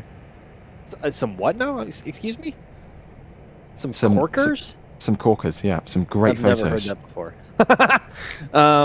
Yeah, I mean, I'm just glad that they launched on April 1st, that we had good weather, and that they launched at the opening of the window with some beautiful, nearly golden hour light. That was like, you couldn't have written that any better. And the camera certainly ate very well that evening, for sure. Both here at the press site and then also at the pad.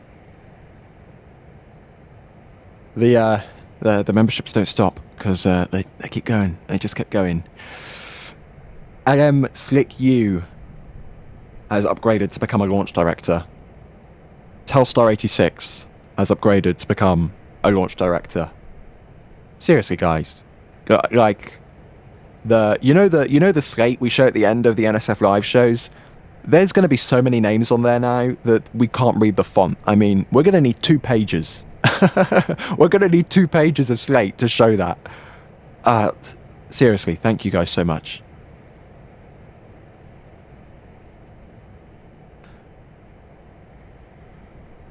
This is a very, very pretty view of Booster 19 as she detanks on Pad 2 at Starbase, and nice clear skies for it as well.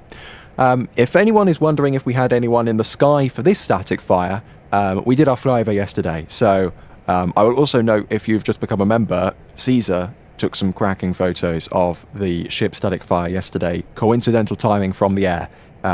Nothing like that this time. Sorry to disappoint if anyone was expecting that. That was a coincidence for the ship static fire, but that is also available here. I believe he posted, we should have one of those pictures posted on our various social medias, which you can go and follow, of course. Thank you to the social media team for keeping those upkept. But of course, the members get all of the pictures in full resolution. Let's have a look through here. We still have a load of questions to get through, so I'm gonna rattle through questions. Not to dampen the mood, but Martin is asking, do you think anything will change about the access/views when SpaceX does the initial public offering because of investors? Max, I'm going to throw this one over to you first. What do you think? I mean, that's not really on the forefront of my worry list, to be honest with you, even with them IPOing. There's only so much they can do with public land owned by the Texas DOT and the Fish and Wildlife. Maybe at some point in the future there may be ways of that becoming more limited. But for now, I don't worry about that too much. I mean, obviously, right now you do already have to be careful on where you step, even though the pad is literally right next to a public highway right now. That does not mean you can just wander off onto the pad and look at whatever you want. You can already get extremely closer to any other launch site in the world, including here at the Kennedy Space Center and the Cape Canaveral Space Force Station. But there are clearly marked areas where you can and can't go, and I urge anyone who goes to Starbase to mind those signs very carefully. But of course, SpaceX's launch site here is expanding, so they will be needing some more land over there. But in terms of the beach being public and the highway being publicly owned, not too worried about that right now. Although that could change at some point in the future, at least for the next 2 or 3 years. I'm not too worried about it. Do you have any thoughts, Ryan, or do you concur with Mr. Max Evans? Well, what the funny thing is going to IPO means SpaceX has to be more open about some of the stuff they're doing because of investors. So, like, their endeavors into AI, their endeavors into HLS, their endeavors into Starship and everything, they kind of have to be more open with their investors and anyone who's going to end up buying stock into the company. So we're going to get investor stock days where they're going to start talking about stuff that they're going to do. So we might get info dumps on Starship. Let's go. I don't know how technical they're going to be, but they might start talking about other plans that they have, like big ideas that they have. I'll hope for technical, but, you know, I probably won't get it. Yeah. We'll get Starship is big. It's 9 meters. It's got a like black tile side. You see, it's a big ship. It's big. Hey, by the way, SN-15 still in the rocket guard. Yep, that's a very technical update. Thank you very much for that update, Ryan Weather. That was almost like Northrop Grumman releasing the B-21. Here is its outline. It has wings, it has a cockpit. Good night. We made a plane. Yeah. But the one thing I will give Northrop Grumman on that one is that was one of the very few next generation projects that was on time and under budget. Welcome back I to will give them Skunkworks. that for the B-21. Welcome back at like prime Skunkworks. Right. Kelly Johnson himself has entered the chat. I wish. I was Your just going to say, technical we have update more is- questions if you want to get to them. Yes. Sure, we can get to them. Sorry. We have, let's see. Speaking of the future, Derringer, sorry if I pronounced that incorrectly, but they're asking, do you think Flight 13 is going to be full orbital, or is there any official word on that? Ryan, there was that Federal Communications Commission paperwork we saw mentioning orbital and not suborbital. So what do you think? I mean, it's pretty much nailed on. This first flight of version 3 is going to be suborbital like all of the previous Starship tests before. But do you think, should this flight go well, they'll go send it to orbit on the second flight of this version? Assuming the FAA gives them the go-ahead. They need permission from the FAA to do a deorbit burn from orbit. They don't have that yet. That has to get put into the license. The license is worded in an interesting way that basically tells them that they can go to orbit, but they can't actually return from orbit with a deorbit burn. It's weird, but it's the way the license is worded. So they need the sign-off basically to do that. And I think a successful Flight 12 would probably allow them to do that. And then if both of those landings are good, which I would, to be honest, if they go to orbit, they may do like a single orbit and then land in the Pacific or something like that. That'd be my guess as to where they'd go. But if they do, and both landings are good, and the FAA is happy with the heat shield and everything else, ship catch on Flight 14, Ship 41, maybe? If not Ship 42, and if it was Ship 42, of course, the ultimate answer to the universe, life, and everything, so what are you going to do? You know? What do you think, Max? Do you think they should full send, go straight to orbit on the second flight? I mean, they kind of have to, right? I mean, there's no time to lose. I mean, they have a lot of data on how version 2 performed, both good and bad, and they really need to pick up the pace and get on board with vehicle recovery and reuse. And of course, the second element of that, beyond bringing Super Heavy back to the launch site, which is a breeze in comparison to bringing a ship back from orbit, it's best to do that sooner than later. I know they wanted to do that last year with version 2, but that wasn't meant to be. So assuming all does go well, I think Flight 14 could very well be the one, and I hope it very well is the one. So flights 12, 13, and 14 are mission critical for Starship. If that wasn't already self-explanatory. Yeah. Let's have a look through here. We have more support. Astro95 Media. Nathan's in chat with a $50 super, saying it's been a crazy week and this is exactly what I needed. Thank you, gents. Cannot wait to see these vehicles fly next month. Amen to that. 100%, dude. Full send. Fingers crossed. But thank you, Nathan, for your ongoing support. Always great to see you in chat, as always. And at the launch sites themselves, of course. Let's see here. We have ResistoJet asking, once the static fire is completed, will they need to roll Booster 19 back to the Mega Bay? If so, what work might they need to do before rolling it back out? Ryan, I will throw this to you first.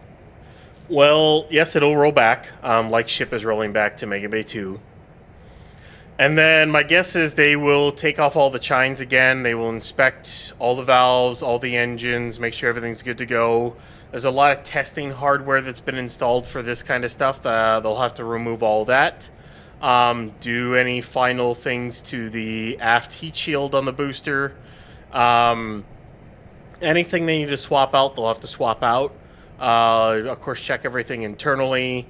And then when they go to reinstall the chines this time, there won't be tape. There will actually be metal strips, but I'm pretty sure they'll have bolted on.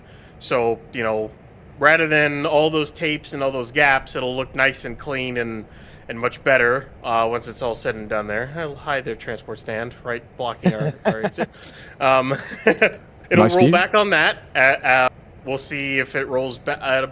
It's not going to roll back right now, probably till Friday at this rate, because there's still a primary closure tomorrow. Assuming this went well and assuming they want to do another test, it sounds like they're going to do a test tomorrow, so it'll probably roll back Friday or something along those lines. And then they got to close her all up once they do all those checks and everything. Which that taking apart all those chines and looking at everything, checking all the engines, which they probably boroscope the engines to make sure the pumps and turbines and everything else is good. That probably is going to take 2 to 3 weeks, at least. Ship needs final checks on its heat shield. Any patches they got to do. Any more patches they got to do on that. Remove all the testing equipment that had hooked up for the static fire and for all the other tests that they did. There's some more aero covers that need to be installed, probably more cameras to be installed, internal checks to be done. Payload loading on 39, we don't know what it's going to be. Could be dumb links, could actually be V3 sats. We don't know.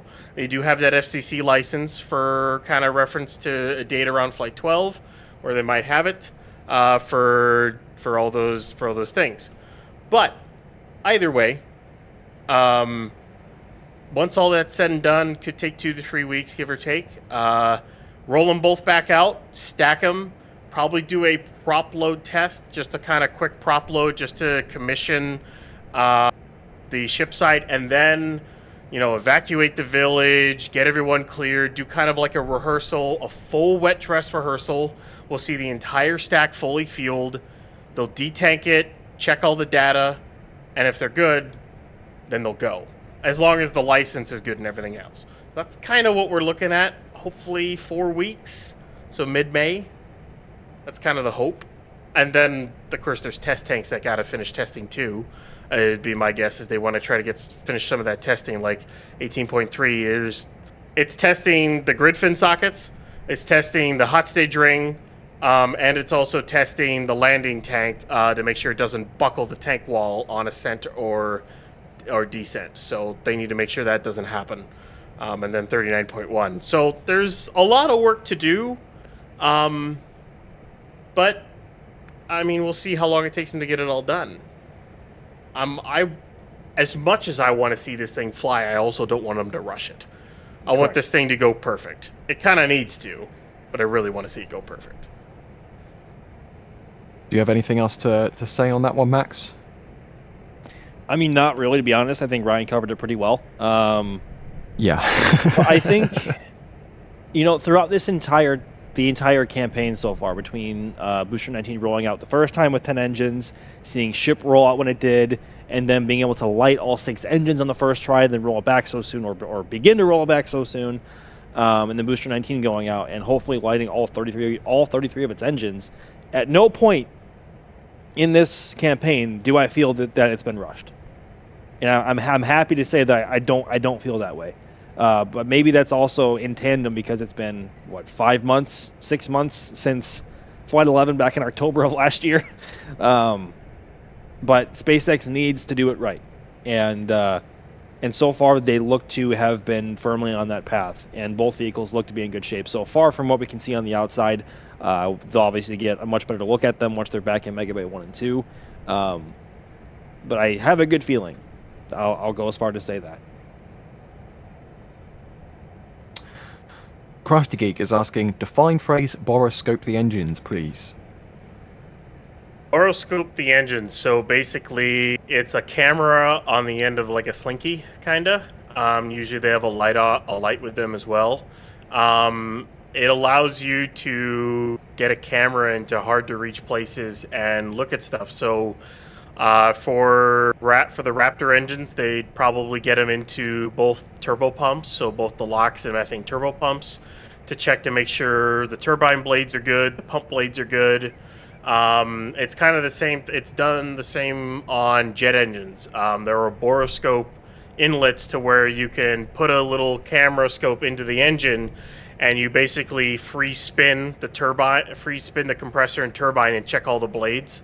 That's basically what they would probably do to that. Also can check the injector plate and igniters and other things like that. Especially after the first ever static fire with all 33 of them on a vehicle, assuming it was all 33. I would assume they would want to check all the engines, because they've checked them after firing them at McGregor, but it's not the same as firing them all next to each other on a booster on the pad. This is the first time they've ever done this many together, especially of this engine, this particular engine, the Raptor 3. So I would assume they go and check all those.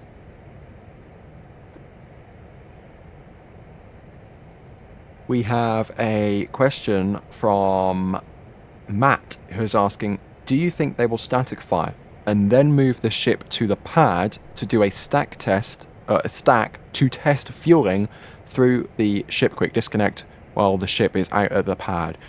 Basically, Max, I think what Matt is asking here is, do we expect the ship to roll out soon for a wet dress rehearsal? What do you think? Or do you think they will wait until closer to launch time? I mean, I don't know if it's going to happen soon. I mean, they obviously need to roll it back to Mega Bay 2 to get full inspection after the fire, because a lot could have happened there, and they need to make sure the vehicle is structurally sound, that the engines are healthy, that everything did that it was supposed to. So I think soon is probably not the right word I would use there. I would say probably in the next 2 to 3 weeks, we'll see both vehicles roll back out for full stack testing, but that will only, as we can see some depress venting there on the top of the methane tank. I think that's going to be at least 2.5 to what? Yeah, I was about to say, yeah, that I was literally just about to tell Jay in the back channel when we might start seeing some stuff, and they just opened both drain lines on the service structure, and it looks like they're doing a depress of the vehicle. So that would mean the booster is entirely drained, and they're draining out mostly drained. They're draining out what's left at the bottom of the booster, plus what's in the service structure itself, and depressing the tanks. So that would be safing the vehicle and the service structure before they can open the road. So to get back to the question... I think SpaceX heard my tummy, because my tummy is rumbling. Anyways, Max, please do continue. Yeah, no, just to close out the question, I think at least 3.5, 4 weeks away before we see full stack testing. It is TBD to see if they'll roll both vehicles back to Mega Bay 1 and 2 after wet dress testing, or full stack testing, depending on how that goes. But I would not be surprised if they keep both vehicles out there if they're flight ready, and then just do final checkouts at the pad, stack them, and launch it. But that's at least 3.5 to 4 weeks away before we see, I would say closer to probably 3, before we see full stack testing of any sort, because they have to make sure both vehicles are healthy after firing their engines for the first time in unison like this for a longer period of time, especially ship after firing for a whole minute.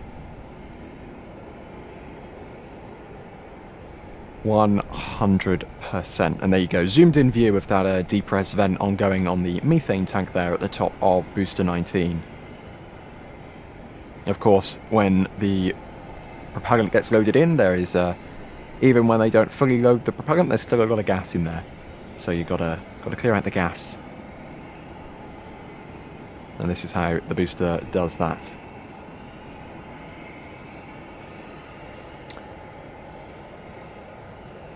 While we are looking at the top of the booster, this is a very relevant question. Ryan, on the last version of Booster, the hot staging ring was, of course, that separate ring which was kind of plopped up between the booster and ship, and it had the later versions had that portion of the grate kind of welded shut to allow the booster to be flipped by the ship exhaust in a predictable direction. I don't think this version has that though, and Mocha Blatt is wondering, how will the new hot staging ring make sure the booster separates in the right orientation? So there'll be different staggered ignition on the engines on ship. So I think they'll fire one of the gimbaled or super gimbaled sea level engines with maybe one of the RVACs to push the booster in one direction before they light the rest of them. Ever so slightly, ever so beforehand. But even though they don't have that sort of vent to push against now, they'll use a differential ignition on ship. Unless there's more to add there from Ryan. No, that's pretty much it. And the booster will help out a little bit too with its gimbals, with the gimbal in the center 3. Yep. Whatnot. But Ryan, of course, they added that new kind of specially shaped steel protection skin on top of the dome, considering this isn't like a protective dome anymore. This is literally the methane tank right on top of the booster that they would otherwise be firing the exhaust onto. Yeah, they've added a couple more layers of basically sheet metal to the top of that dome where they expect the most exhaust plume interaction. Grant, you also have to, and now I know people saw how red and how charred or heat treated basically is kind of the word the boosters got before. This has got a lot more open area for the exhaust to go, but you also have to remember where they're separating. It's like in rarefied air. There's almost no atmosphere up there, so the plume is widely expanded. Yep. My biggest curiosity for this is how reusable is it, and how they're going to go about taking off those plates and replacing them, because they're basically just ablative plates, is what they are, and they'll have to replace them over time as boosters get used. So I'm kind of curious how long those last. Wonderful zoom in on the reimagined cowbell vents, should we say? Yeah, I think that's a fair description. Stringers there as well, between tanks. Let's see here. We have so many questions. Ryan, this question has got your name written all over it. Max is wondering, what is the thrust of V3 Raptor? So the thrust on V3 Raptor, as far as we understand, it's got about 250 metric tons right now. They want to get it up to 280, but as of right now, they're starting with 250 to start with, which is a little bit above Raptor 2, which I think was around 230. So it's going to be a little bit more thrust, but not as high as the max, because this is the first time they're flying them on vehicles. They'll work up to it as they fly more and getting more thrust, so more capacity out of the vehicle as they tune this block, because this is going to be this is basically set to be their first operational version of Starship, because this is what V3 is going to get made out of with the first version of tankers, first version of depots, first crewed variants are going to get made out of this. So and basically this is the block they're going to be running for at least the next year and a half until Block 4 can come online with Gigabay. So and then of course I got a couple tankers waiting over there, and of course Block 4 also requires modifications to the pad, because you have to move the SQD arm up. So it's going to be they'll eventually get the thrust up as they go, and as they fly Block 3 anymore. I think I count 5 tankers, 3 Cybertrucks, 2 pickup trucks, and a partridge in a pear tree waiting at the roadblock to head out back to Pad 2. As Booster 19 continues to de-tank, we should be just minutes away, if not sooner, from Highway 4 reopening following a pretty successful day of testing at Pad 2 for Super Heavy and its brand new version 3. Fingers crossed that reopens shortly. But in the meantime, we have Zenith Flufderg. Sorry if I said that wrong, but they're asking, how much power do the engines have during static fire? I'm guessing they aren't at 100% thrust. We don't really know, Max, but it's safe to assume that when they start going, they are going to be, 50% or lower for these initial tests, considering that's where they start off for the ramp up at launch. Yeah, I don't know if the Raptors can throttle below 50% power, like that's their lowest power setting, like borderline idle, if you will. And that's one of the reasons why they couldn't throttle up during static fires of Pad 1, because the pad wouldn't be able to hold the booster in place if they went beyond that. Nothing compares to the RL-10 in terms of being able to throttle deeply. I know the RL-10 can throttle down to maybe 10% thrust, which is kind of nuts. But I want to say the minimum idle or minimum throttle setting for the Raptors is around half power. And I want to say that's what we could have seen here, just to go easy as possible on the booster, on the launch mount, and on the engines themselves. But I would imagine, given the new designs at play here and how much stronger everything is, we could be in for some higher powered and throttleable static fires at some point in the future. But obviously just today, getting the engines lit at probably half power is what I would assume for more than 2 seconds, which is what we saw, would be enough data to give them enough of an idea of how the vehicle is behaving for now. But at some point in the future, we will probably see much higher thrust rated fires, along with being able to be throttled. And you can see there the picture-in-picture in the top right. That is the roadblock, which we are continuing to monitor as more vehicles are getting staged there.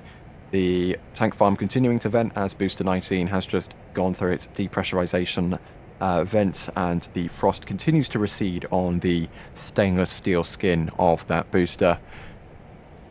But that's not the end of testing, because, Ryan, there is another beach primary closure scheduled for tomorrow, and Ken is asking, do you think we will see a longer static fire tomorrow? I'm hoping for yes. I don't know what we'll see tomorrow. We might see another static fire. There could be a bigger tanking test. I don't really know. As usual, and as we always say, SpaceX doesn't tell anyone what they're going to do and when they're going to do it. All they put is a closure up, and we just have to infer when there's a vehicle on the pad that they're going to test that vehicle, and then we just have to wait and see what happens. Boy, would I love a testing schedule. I'd love if, like, when 19 rolled out, it'd be like, here's what we're going to do each day, assuming every test is good. These are what we're going to do each day. Can you imagine if we got that? That'd be so nice. But we're not that lucky, and SpaceX isn't that open. So, you know. Something I just remembered as well is that even when they do open the road, those tankers won't be able to make it to the launch pad straight away, because there is something else in the way. That being the booster transport stand, which was, for all intents and purposes, abandoned on Highway 4 when they closed the road at the beginning of, or when they actually started today's testing window. It was technically, you know, they could have closed the road from 8 o'clock this morning. Thank you very much, Jake Egan, yes, for the circle, more of an oval, dodgy oval there. But yeah, that is the booster transport stand. It has been abandoned on Highway 4, and they're going to have to move that back to the launch pad. Okay, nearly good enough. You might want to actually center it on the thing we're talking about, but great start. They might want to move that back to the launch pad before they start sending traffic down Highway 4. Or, you know, send traffic down Highway 4 and make them wait behind the transport stand. That's probably what will end up happening, to be honest. But yeah, maybe they tried to get it to the...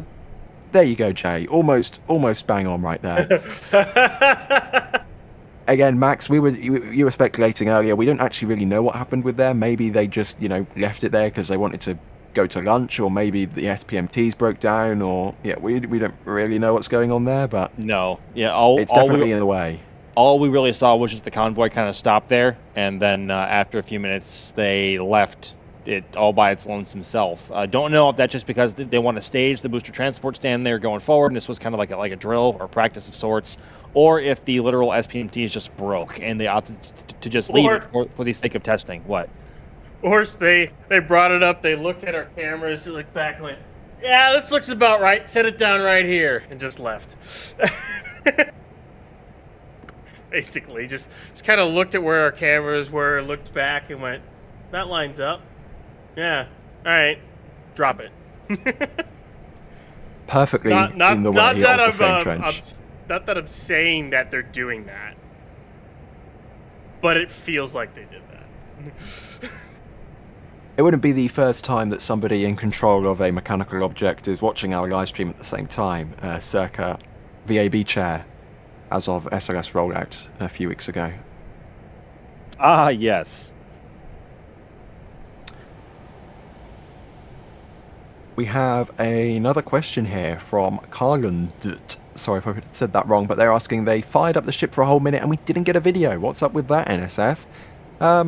I mean, just because they didn't post the video straight away doesn't mean that something went wrong. They could, as Max was speculating to earlier, have been waiting for this booster static fire to then post them both at the same time and say, hey, you thought NASA was cool?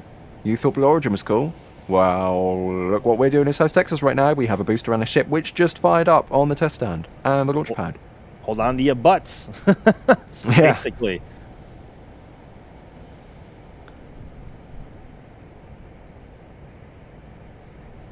Let's have a look through here. I'm seeing a few people in chat asking, have they static fired already? And I'm late. What did I miss?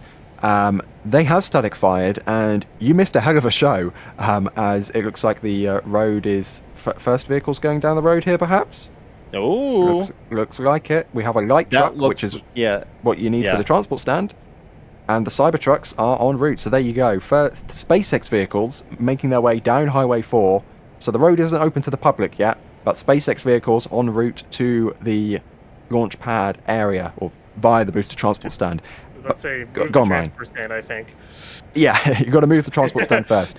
Yeah. But they did static fire earlier, a little while ago at this point. We have replays on the stream if you want to roll back the stream. We also have replays on all of our social platforms if you want to go and follow us on your preferred social platform of choice. And we will have a Starbase summary coming tomorrow. So all of the views, and of course we'll be talking about it in the Starship update at the beginning of next week. So plenty of views and replays to come.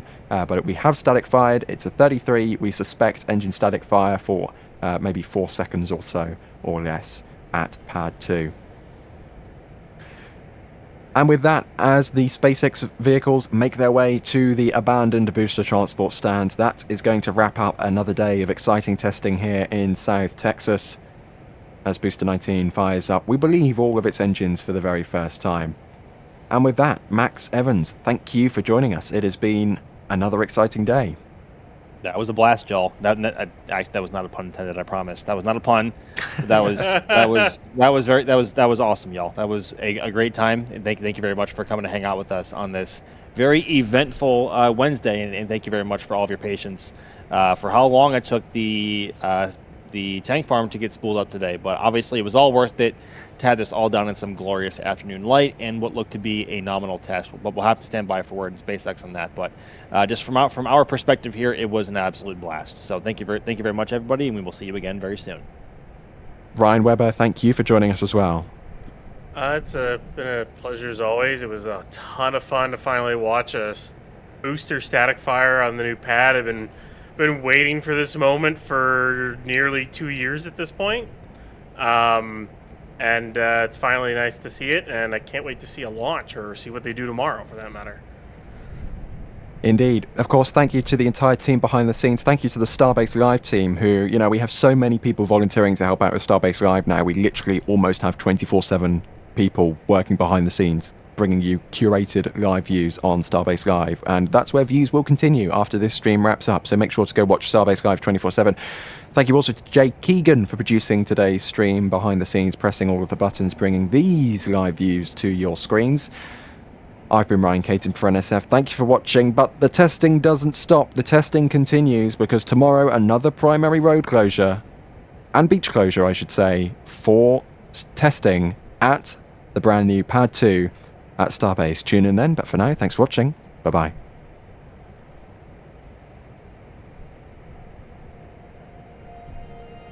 And here we go.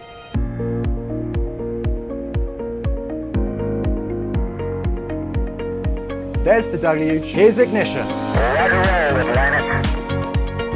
Doubling up. Did it just do a Kerbal? Back to the moon and beyond. Put that in the big bag, Gino. Back at home, we all have a lot of work to do, but from here, it sure looks like a perfect world. Propulsion continues to be normal. We did have an observation. 343 unfolds to go. It's orange. Water towers fly!